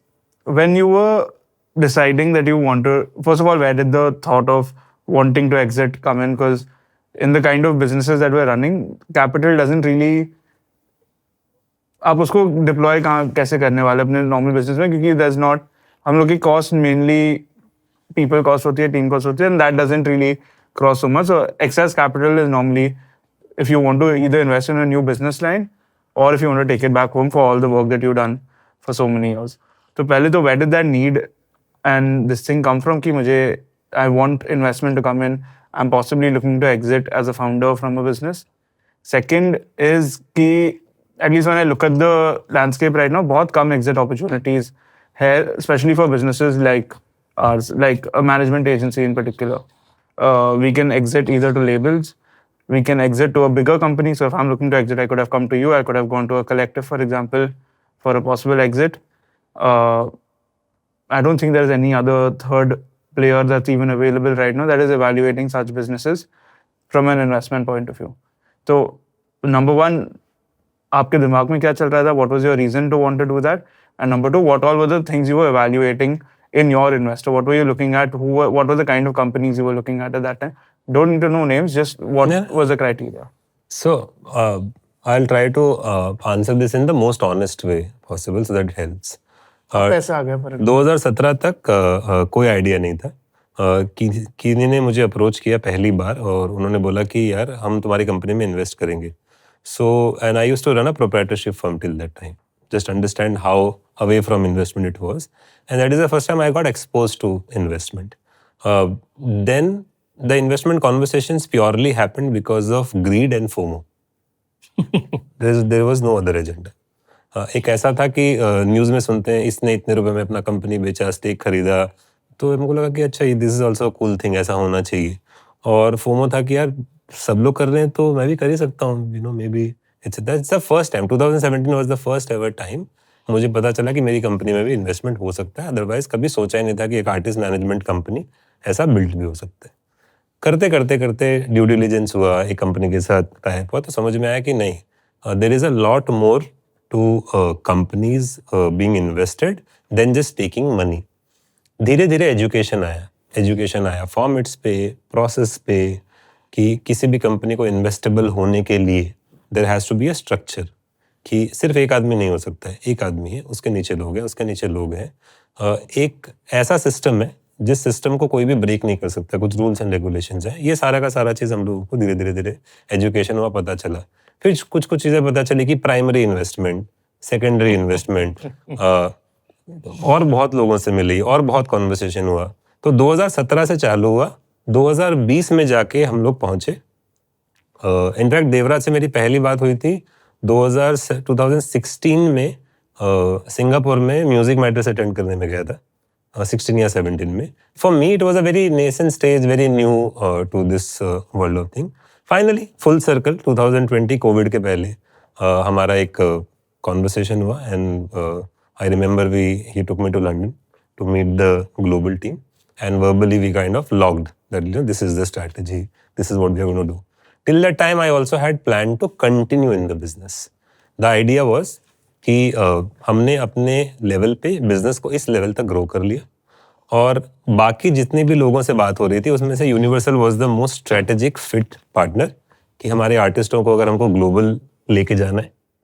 हमारी एक individual lead company है, जिस company में structure और process एक limit तक की हमारी नॉलेज है. हम MBA स्कूल से नहीं है, हमने कभी किसी ग्लोबल कंपनी में कोई लंबा काम नहीं किया. That is gonna help. That's what the plan was. Covid आ गया, चीज़ें बदल गई. बदलने के बाद we moved into several things, and 2022 में when I had decided, that decision was desperation, luck, and I think it was written, and moreover, how do I explain करना बड़ा मुश्किल है, but I think it fell into place for all of us, and I think that's the right thing, because the energy matched.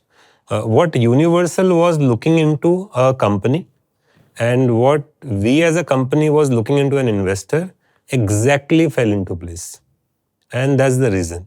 The numbers, the valuation, the agreement points are actually not the most important part why the deal happened. For us, investments are, there's so many companies to do whatever, and it's always strategic.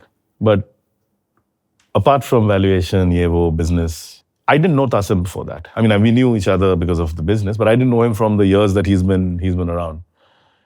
All About Music showed me one thing about a side of Tasim that I fell in love with, is that, and I can say this proudly now as a partner, is forget the fact that he doesn't cheat people or he's honest or whatever, but he is अपने बात का बहुत पक्का है. एक बार तासिम ने कुछ बोल दिया ना, he will move heaven and earth to make it true, not for any other reason, but I think it's what his parents taught him. It's a very internal situation, and I think I'm exactly like that, and I fell in love with that, because any business that we want to partner, and going back to our earlier concept of energy only comes when two similar people come together. I can give you the biggest corporate bullshit presentation, and you can give me the fanciest futures in the world. But if as two human beings you don't interlock, and I have to trust that you are trustworthy truly. He has to trust that I am not going to screw him when he needs me the most. And those are things that I have seen, at least in my life, and I've been in corporate a long time. When the chips are down, the people you most depend on will exit. In our case, I know that when the chips are at the worst, I'll be the one standing at his door, and vice versa, no matter what the consequences are. 100%. And we've all gone through some pretty not fun shit in the last many years of us being in the business. And I'll tell you from personal experience, in those years, the ones you thought who will be standing by your side, they were nowhere to be found. And the ones you didn't expect were standing by your side. To me, that is very important. Any partnership that you do, money, valuation, all that aside, you've got to interlock as true. The word partner means that to look after each other's back when it matters the most. Because when it's good, everything is good. When business is good, why? When money is good, it's great, everything's available, right? Yeah. I think that to me proved trust him to be the real partner. That this is a guy who I can trust because he will never betray my word and he knows that I will never betray his. And I just want to add, if I have to sum up my experience, if today I go and pitch to anyone about my idea, I know what the investor is thinking. The investor only have these following thoughts. I might be wrong, but this is my assumption. That first, that this guy who's explaining this idea, whatever business you are proposing, that मेरा business आज यहाँ है, 3 साल में यहाँ पहुँचेगा, ये possible है कि नहीं? That is the first question they have in mind. Second, ये जो idea ये बता रहा है, ये कर पाने लायक है कि नहीं? तीसरी बात, ये मेरे को बेच के भाग तो नहीं जाएगा? Correct. चौथी बात, कि अगर इसको कुछ हो गया, तो कितनी डिपेंडेंसी है इस पे? Because guarantee तो किसी चीज का नहीं है, right? Correct. Does he has a system in place? Does he have more people in place? पांचवी चीज, कोई चोरी चकारी, कोई इलीगल काम तो नहीं कर रहा है. Is this whatever he's saying is the same on papers As or it is not? in real life, yeah. And eventually, it's the energy. It's that feeling whether इसकी बात सुन के विश्वास हो रहा है कि नहीं? Is it too good to be true? Sometimes all these 5 things ticks, but the investor doesn't invest. Because उसको गट बोलता है कि नहीं ये सही नहीं है. मतलब एनर्जी गलत है. हाँ, एनर्जी गलत है, ये सब कुछ ज़्यादा सही लग रहा है, नहीं है. And I mean, I've spoken to a lot of investors, lot of consultants. That's what I have got out of it. और ये भी है कि पैसा इसलिए नहीं उठाना चाहिए किसी से भी कि सब लोग उठा रहे हैं, सब इन्वेस्टमेंट कर रहे हैं तो आपको भी करना चाहिए. आपको 2 ही काम के लिए, प्राइमरी सेकेंडरी, 2 तरीके का पैसा मिलता है. अगर आपको पैसे की ज़रूरत है, आपके पास एक आइडिया है जिससे आपके पास पैसा नहीं है, अगर आपके पास पैसा आ जाए तो उससे आप बिजनेस को ग्रो कर सकते हो. You should raise money. Second, you have worked really hard. You want to, cash out by selling your stake. Then you should raise money. There is no other reason to raise money. इन दोनों के अलावा कभी भी पैसा मांगने किसी से जाना ही नहीं चाहिए. So I hope that That covers almost everything. But one last part on the same thing, and this is for you, and then I'll move to him. In the most amount of negotiations, the most amount of friction that normally comes in an artist's career is between the manager and the label. Right at the start of the relationship, obviously it eases up the most. Because aapko, as a manager, you have to negotiate very hard with the label. You have to make sure your artist's terms are protected. Everything is done. We've all done thousands of these deals where we've gone head to toe with the label, trying to make sure that the artist's career is secured. Likewise, the label has also pushed back as much to ensure that they are secured in the most beautiful way. When you sell, when as a management agency, and this is something I conflict with the most, this is something that keeps me most sleepless as an entrepreneur. That if I am to sell a position of my company to a label, doesn't that put me in a conflicting position for my artists as well? So now, for example, if I have to negotiate with that same label for any other deal, they are probably holding a sizable part of my company now. Doesn't that put you in a very conflicting That's position? a beautiful as well? question. So, thank you, but actually no. Reason being, so example, Group M literally owns the advertising world, okay?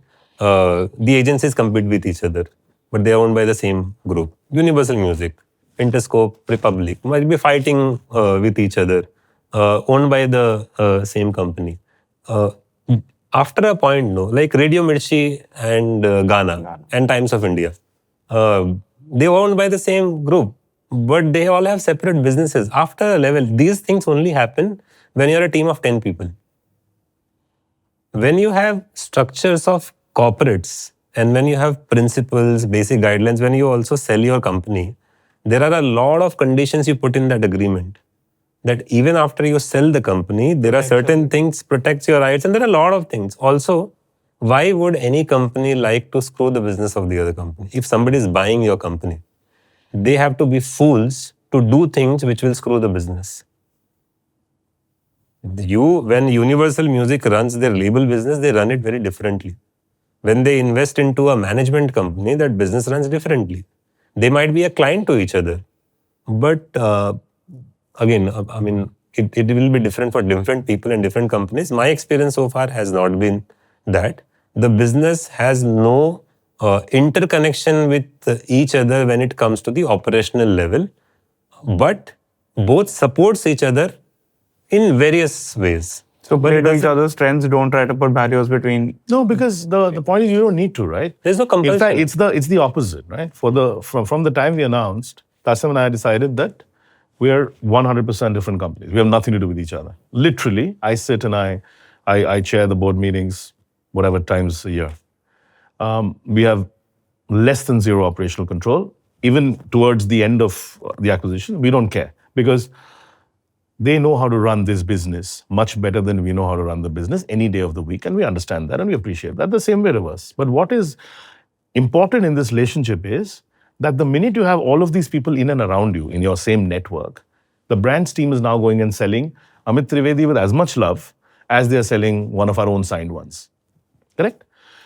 In Coke Studio, we needed a big singer to do a Rajasthani song. There was a list of some 20 people. We said, no, Sunidhi is the right one for it because it's the correct one to do. Ghar pe hai.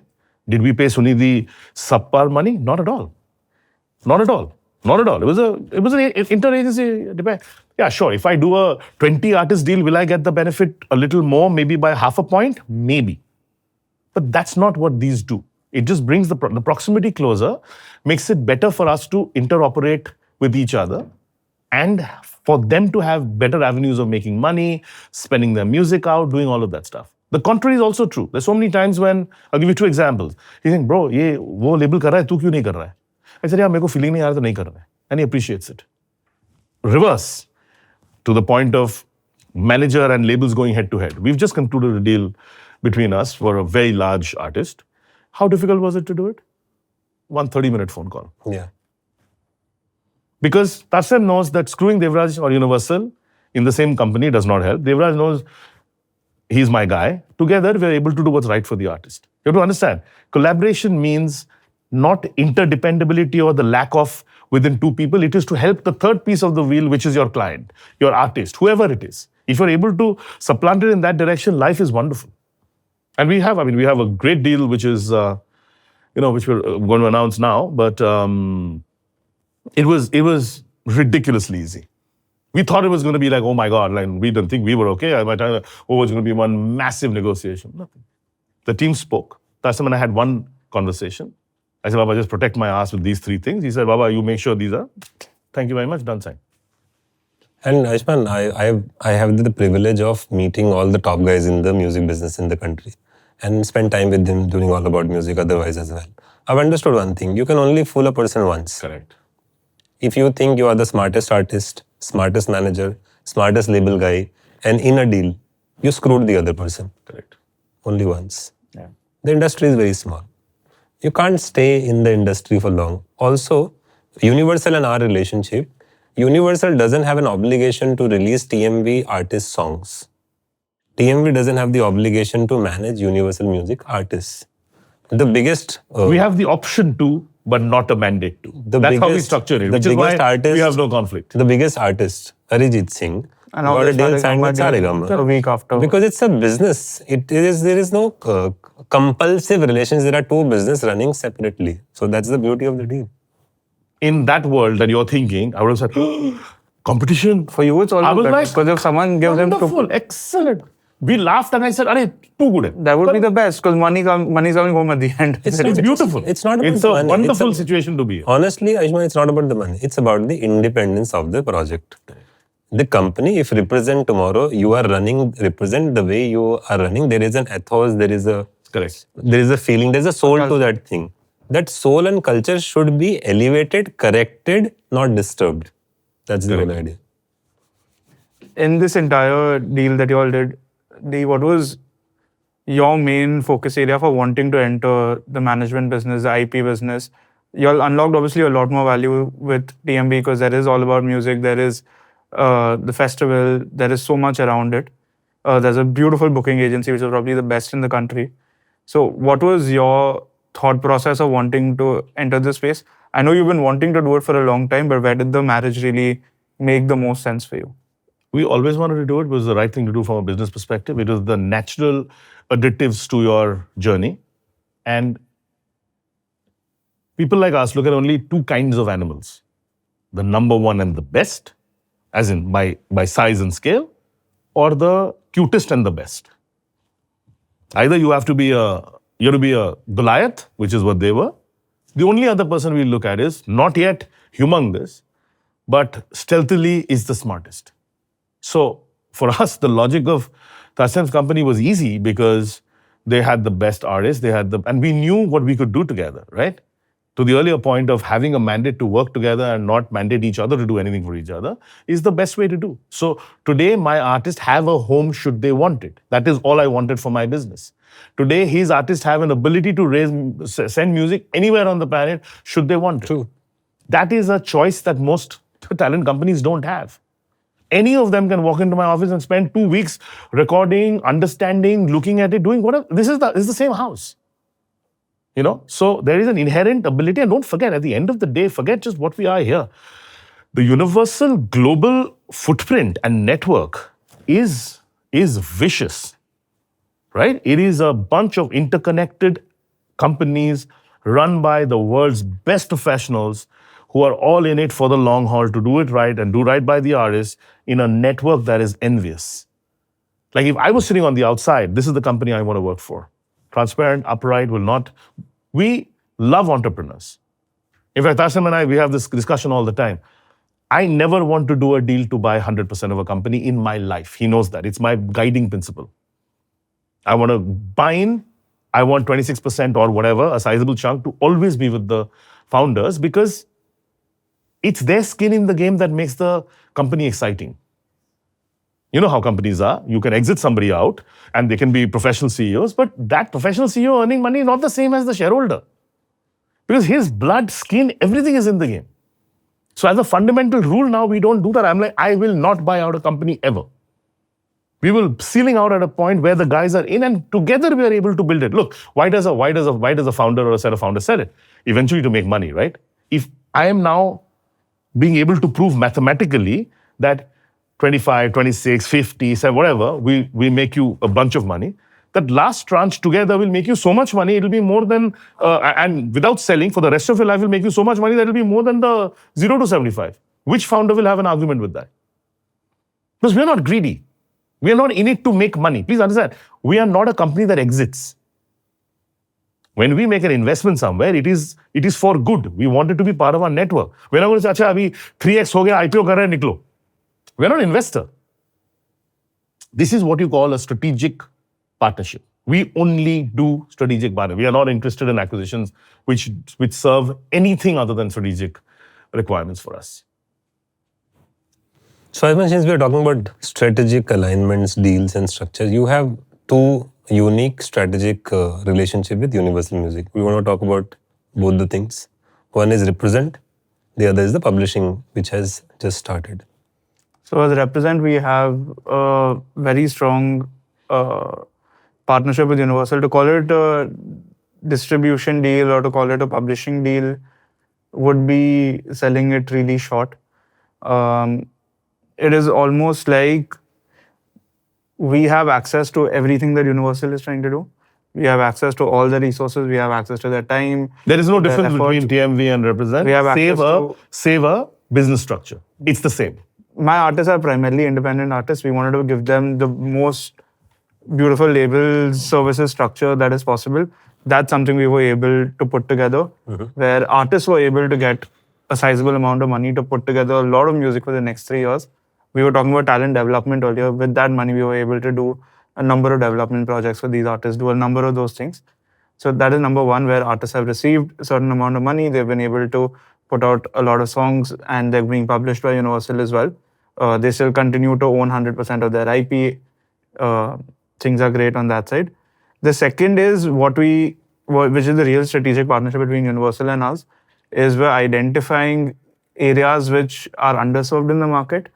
We're identifying areas which, not just because, okay, this is available and I want to be the first mover there, I'm doing it. No. There are things which I'm very, very passionate about and I've been very passionate about for maybe the last decade, but I haven't been able to do that.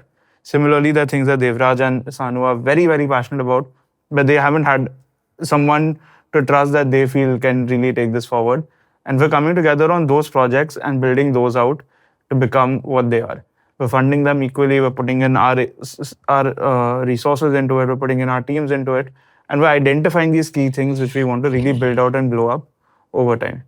So that is what our strategic partnership really looks like. कुछ important बहुत important मुद्दे हैं.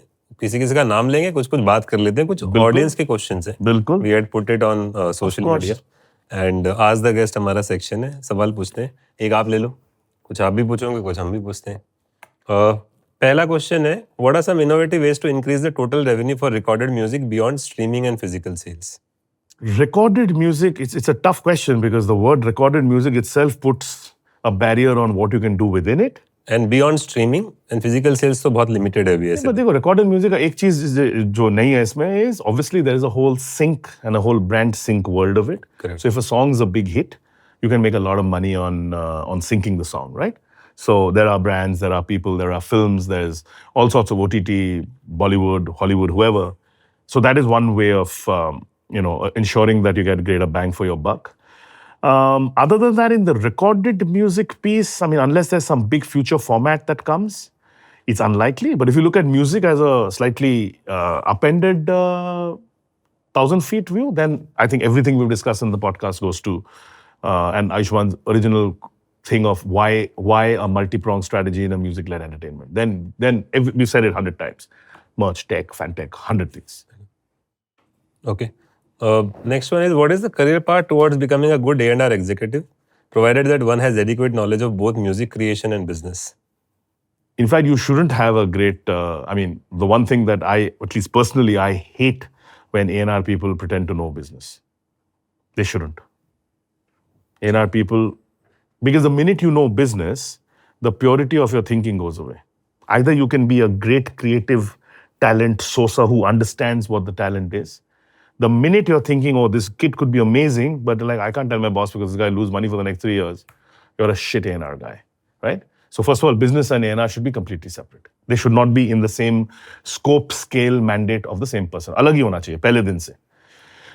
What makes you great is 2-3 things. Hustle, real hard work. Most A&R people sit at least in a label, na? They want to sit and get phone call and see, acha, thoda Instagram. No, jaake dekho yaar. रस्ते पे जाओ, club में जाओ, anti social में जाके हर Thursday बैठो, दिल्ली में जाओ, क्लब में जाओ, रेस्टोरेंट में जाओ, देखो कौन क्या कर रहा है. If you don't hear that, not only to see people performing, but also to hear what's playing. You hear some indie song playing 55 times in 4 different places, you'll know that this kid is popping. So one is to be out in the world and expose yourself day and night, especially when you're young, you can afford to do it. Hustle. And the one main thing that which at least my guys totally have and I appreciate is this, what we discussed earlier. This absolute love of art and artistry to a point where you know that they will make your life a living hell, but you have to love that. You have to love to get screwed. But if you don't have that energy or the patience, you will be a shit A&R person. To that same point, how do record labels usually scout talents, and how can smaller artists reach out to Universal? No, all sorts of artists reach out to us, right? I mean, in fact, I was telling my A&R head yesterday that we've just recently put somebody who's the most junior kid, who's just an incredible singer and an incredible kid, to just process the amount of music that we get. You know, our biggest failure, and I'll be honest, and because we are such an A&R driven company, I reckon we must be always 3,000 songs behind in our ability to listen. So by the time something even can come, because we're so behind, the genre has changed, right? So that's one failing that we are continuously trying to rectify, to make sure that how do we listen to that volume of music that comes? Because Instagram must be sending us 100 songs a week through some channel. A&R, AANDR, A&R India at umusic.com. There are another hundreds of songs that are coming continuously, which is our legal place where all the music comes. Word of mouth, artists recommending artists, young kids who know somebody, kids who know my A&R. They're all coming through. They're continuously coming through. What we look for is that differentiated sound. I mean, I don't need to tell you this. You know that it's never the numbers, it's never the Instagram following. It's just that you see something, you hear pure genius and are like, wow, this is so good. We live for that moment every day. Can you know in your heart that something's going on there? Can an independent songwriter or producer pitch their already published songs to you? Absolutely. We pick up a few like those, but of course they have to love it and we have to love them and we have to love the song. We've done a few like that where we truly believe that it can have an upend if it just needs a little bit of, solid love. And absolutely, 100%, 100%. And Sahil, somebody has written a long question. Sahil, Devraj sir, आप अपने social media platform पर काफ़ी upcoming artist को promote करते हैं जो बहुत inspiring लगता है. आप और यूनिवर्सल म्यूजिक ग्रुप उन्हें ग्राउंड लेवल पर कितना सपोर्ट और बैकअप देते हैं? First of all, my Instagram is like we discussed earlier. So not now, but weirdly, I mean, I'm a corporate guy, right? Like a few years ago, the first, how you have these influencer agencies says, sir, if you do branded tweet, we will give you so much money. And it was ridiculous, right? And I keep getting those like every other week. And I keep telling them that, dude, there's not enough money in the world for that kind of stuff, right? So I'm obviously completely pure and free and no one can pay me any money. But I do believe that it's a platform that uplifts a lot of people. It's not just artists, it's restaurants, it's bars I like, it's people I like, it's businesses that I like. If you can uplift, if you have a following that's engaged and you can uplift somebody's business, I believe it is my God-given duty on this earth to do it. So point number one. Why I do it for artists? Something will strike a chord with me. Why shouldn't I? They're not going to get that kind of, because I've known artists to tell me that, sir, I just dropped a song and I was in that very tiny phase where I was getting 2,000, 4,000, 5,000 streams, and then you shared it and then you liked it and someone reshared it, some other famous person reshared it, and then you reshared the reshare and suddenly I am now operating at 1.5 lakh streams. So thank you. You've done something that no one could do for me.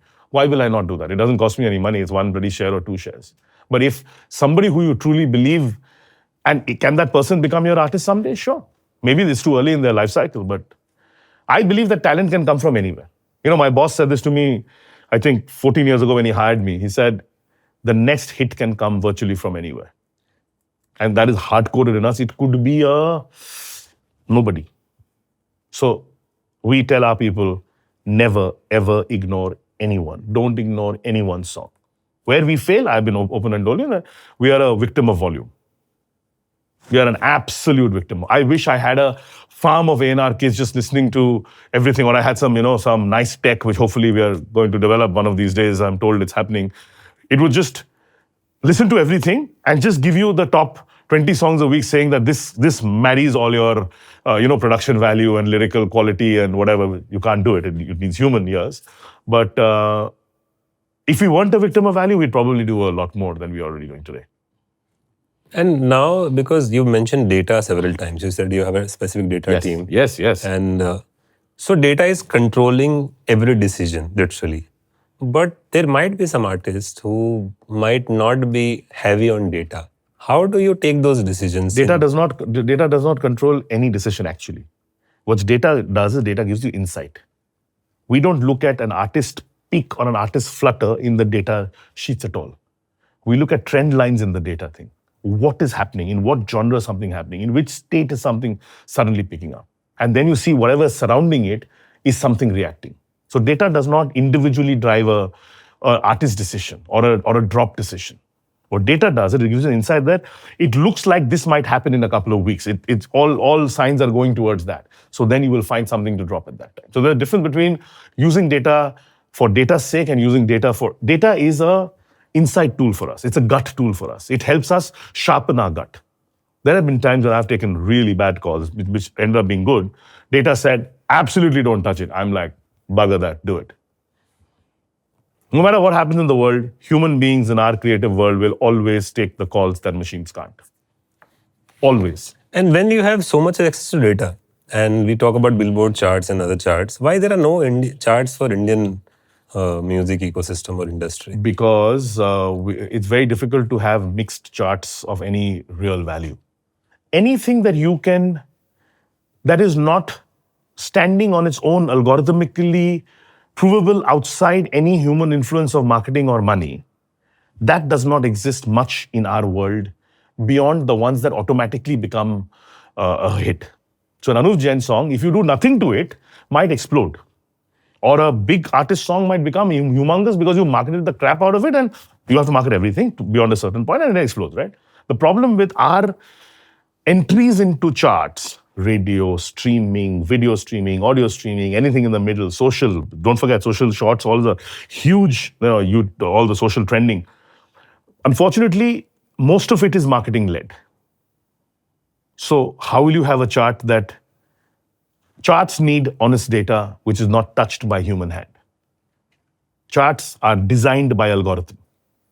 We don't have that yet in our system. We will. It's a matter of time. I truly believe that a day is coming that, blockchain will set in and all this rubbish will just disappear. And what the charts will actually pick up is where the human interface ends, which means the last advertising dollar dropped off. From there is where the charts will pick up. And I do believe that day is coming. We're all working towards it. My colleagues in the industry are quite supportive of it. I think that's the word. But give it a couple of years, we should have a charts. Also, they operate in different pieces, right? You have international music, then you have Bollywood music, and you have non-film music, and you have hip-hop music. How do you put them all in the same chart? Different people are doing different things to the music, right? It's just tough. You have not been a part of any B school, right? No. Generally, CEOs at your level are... I've been a part, means I've lectured at almost all of them. All over the world. But how important is formal education for the music? Very important, dude. For music, important. Look, I believe that, and maybe I was just lucky, dude. I went to the College of Life, bro. It taught me. I was telling somebody the other day, having drinks. He said, "What was your first job and all that?" I said, "My first job, was selling EPBX machines." You know what an EPBX machine is? I remember. You know? That's why you're old. One way. Hold on. Do you know what an EPBX machine is? He doesn't know. Our generation knows. EPBX machine is, back in the day, it was a little horrible box at the reception. When someone called, let's say you want to talk to Tassim, you pull out the wire and you put it in there. Correct. And then the call would be transferred and Tassim's desk, it would ring. The company called Nelco used to sell it. So I went and sold some obnoxious number. I was really good at it. I don't know why. I was really young. But I learned shit like that very early. Yeah. So, then by the time it came to, I sat for the CET, by the way, and I did really well. I did really, really well. So I would have possibly got into a decent college back, but I was having too much fun. I was making too much money, and I was in a hurry, dude.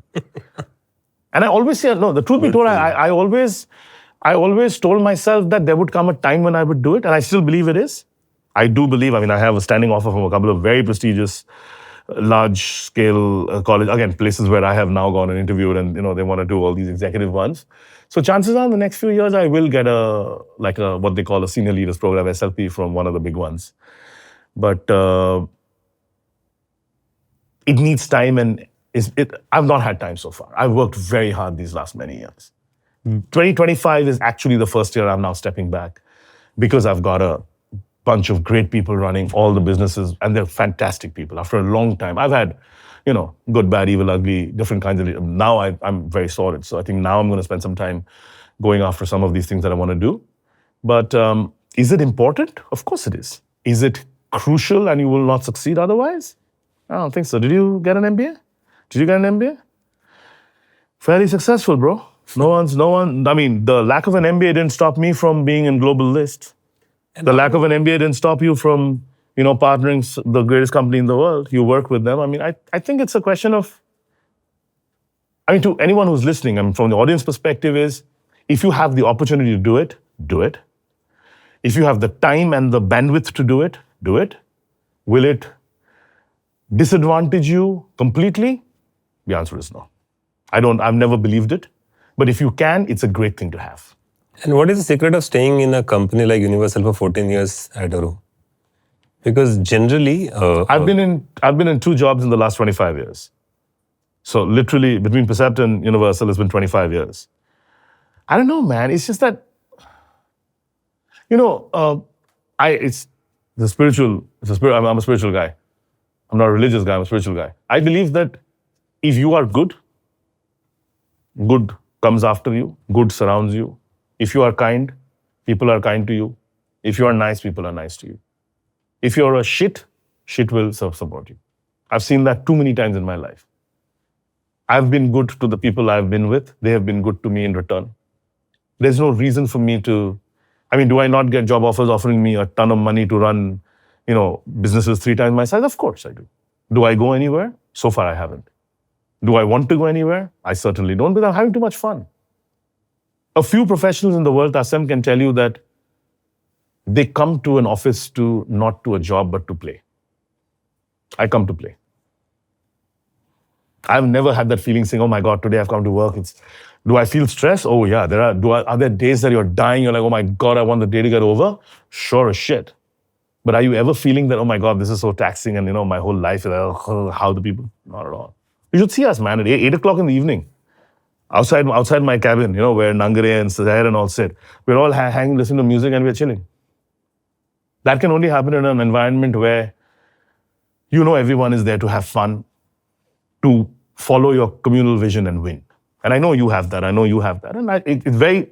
We only have that. Yeah, but it's privileged people who do that, No, but let me tell you, the converse is also true, Tasem.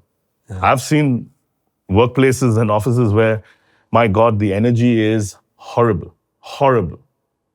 One senior man enters, the whole floor is silent. Till the person leaves, he or she leaves. So that is also the converse is also true, right? The question is, what do you want to do with the time that you're given? Like, I truly believe you have less time in the world, boss. Make the most of it. Don't spend one unkind day, don't spend one unkind word, because it'll get you nothing. But if you're kind and you help somebody, to this guy saying, why do you, push people all in the world? Well, you have to uplift. If you uplift, someone will uplift you. Yeah. Don't forget that he's sitting up there watching. Blind. You interact with the most number of global stakeholders in general, from at least the people that I know in the Indian music industry right now, across managers, label heads, A&Rs, artists, everything. What is the current we all feel like the Indian moment is happening right now. Yeah. But globally, what is the current sentiment? What are they thinking of? What are they seeing as challenges? They are thinking exactly what we are thinking. The fact that Suraj is in a deal with the international US label and us in a joint venture, it means that something is right. The fact that someone as legendary as our brother AP is structured between Republic in Canada and us, there's something happening. The fact that young children in your compound are having global conversations means something's happening. The fact that Dada and other conversations surrounding him are happening, it means something's happening. They do believe that the South Asian moment is now coming. They're all geared for it. I think it helps to have a few success benchmarks that open the door and people are like, oh shit. I think Harman Khan's song really helped people say that, okay, it's possible, right? They were thinking about it for a long time, but I think it's now the sentiment is, let's get it done. Like we're saying, okay, let's go. Let's close the deal. And these are not small numbers. These are not small monies. These are like, they're serious checks written for serious ability for a rather large agenda. And I'm seeing people come to the party better, faster than ever. I've been the guy who's been and there's a joke in Universal that people heard about India not because they knew where we were on the map. They knew because that Devraj with the India suitcase would come every 3 months and say, now, India, very nice there, this is happening, that is happening. This. Like, I've been a salesman for my country and for our region for a long, long, long time, right? But now I don't have to do that anymore because I'm getting the calls from the other side saying, hey, what about this kid? What about this kid? Oh, this kid has 2 songs in the top 50, let's talk. So it's changing and it's a wonderful feeling. It's a wonderful feeling. Like, if you were to wrap up what we said today with all of this stuff happening together, Ayush, imagine the place that we would be. Consumers paying, platforms coming to the party, no algo riding, no screwing with the algorithm, but true, none of this bullshit paying crap that happens, none of this fraud nonsense, true artistry. Everyone compete for I have no problem competing with everyone. But I'm saying all I've always asked for is give me an even playing field. Let everyone operate on the same rules, right? So if you have $10, I have $10. You have $10. Come now, let's spend it now. I cannot compete with you if you got $20,000 and I have $10. Where's the joy in that, right? It distorts the way businesses are seen. So I think we're going towards that. If that's what the industry is going to be, man, I think it's going to be the next few years are extraordinarily fun. There'll be good years, bad years, don't get me wrong. Like 2024 technically was a little bit of a strange year, right? But we grew massively. We've had the most hits we've ever had in our life in 2024. Maximum chart positions in 2024. We're hitting other things. But will that detract us from investing? No. Will that detract us from looking into the future? No, not at all. Because everyone knows that the brown population in the world is where the excitement is coming next. And I think everyone's geared towards that. Wow, that's Devraj for you guys. Whenever you speak to him, he has learnings, he has experience, he has story to tell, he's fun, his sarcasm in between the lines, and he's full of life. And that's what I told you. And to be honest, he's available, he's reachable, and whenever you need him, he's there. So I hope you guys will have fun because we had a lot of fun, and I have tons of questions left. We could not speak about how you co-founded Sunburn, which is the biggest festival. That's a story, yeah. That's a story in itself. We did not even speak about the regional languages. What are the regional languages now coming to the center? There are a lot of topics which will take a lifetime. I'm really looking forward to part 2.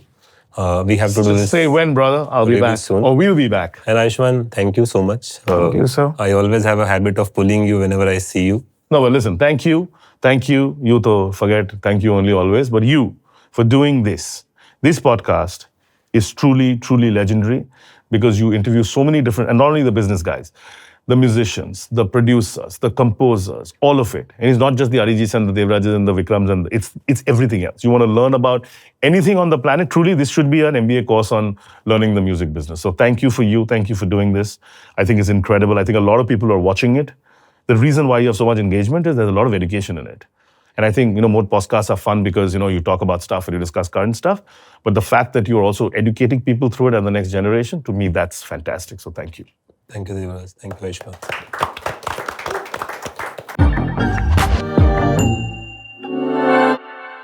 अगर the music podcast दुनिया का सबसे बड़ा music podcast हो तो फिर एक ही guest है जो मैं चाहूँगा, जो मेरे बॉस के बॉस हैं, who is the number 1 rated music executive in the world, Sir Lucian Grange. एक दिन मैं चाहूँगा कि तासिम और मैं दोनों बैठ के उनको इंग्लिश और हिंदी तो शायद आती नहीं है, लेकिन इंग्लिश में हम उनको इंटरव्यू करें, because he is literally the biggest guy in music in the world, and I think his perspective is bigger than anything that I've heard. So that would be a really cool, and I'm sure it's possible to do.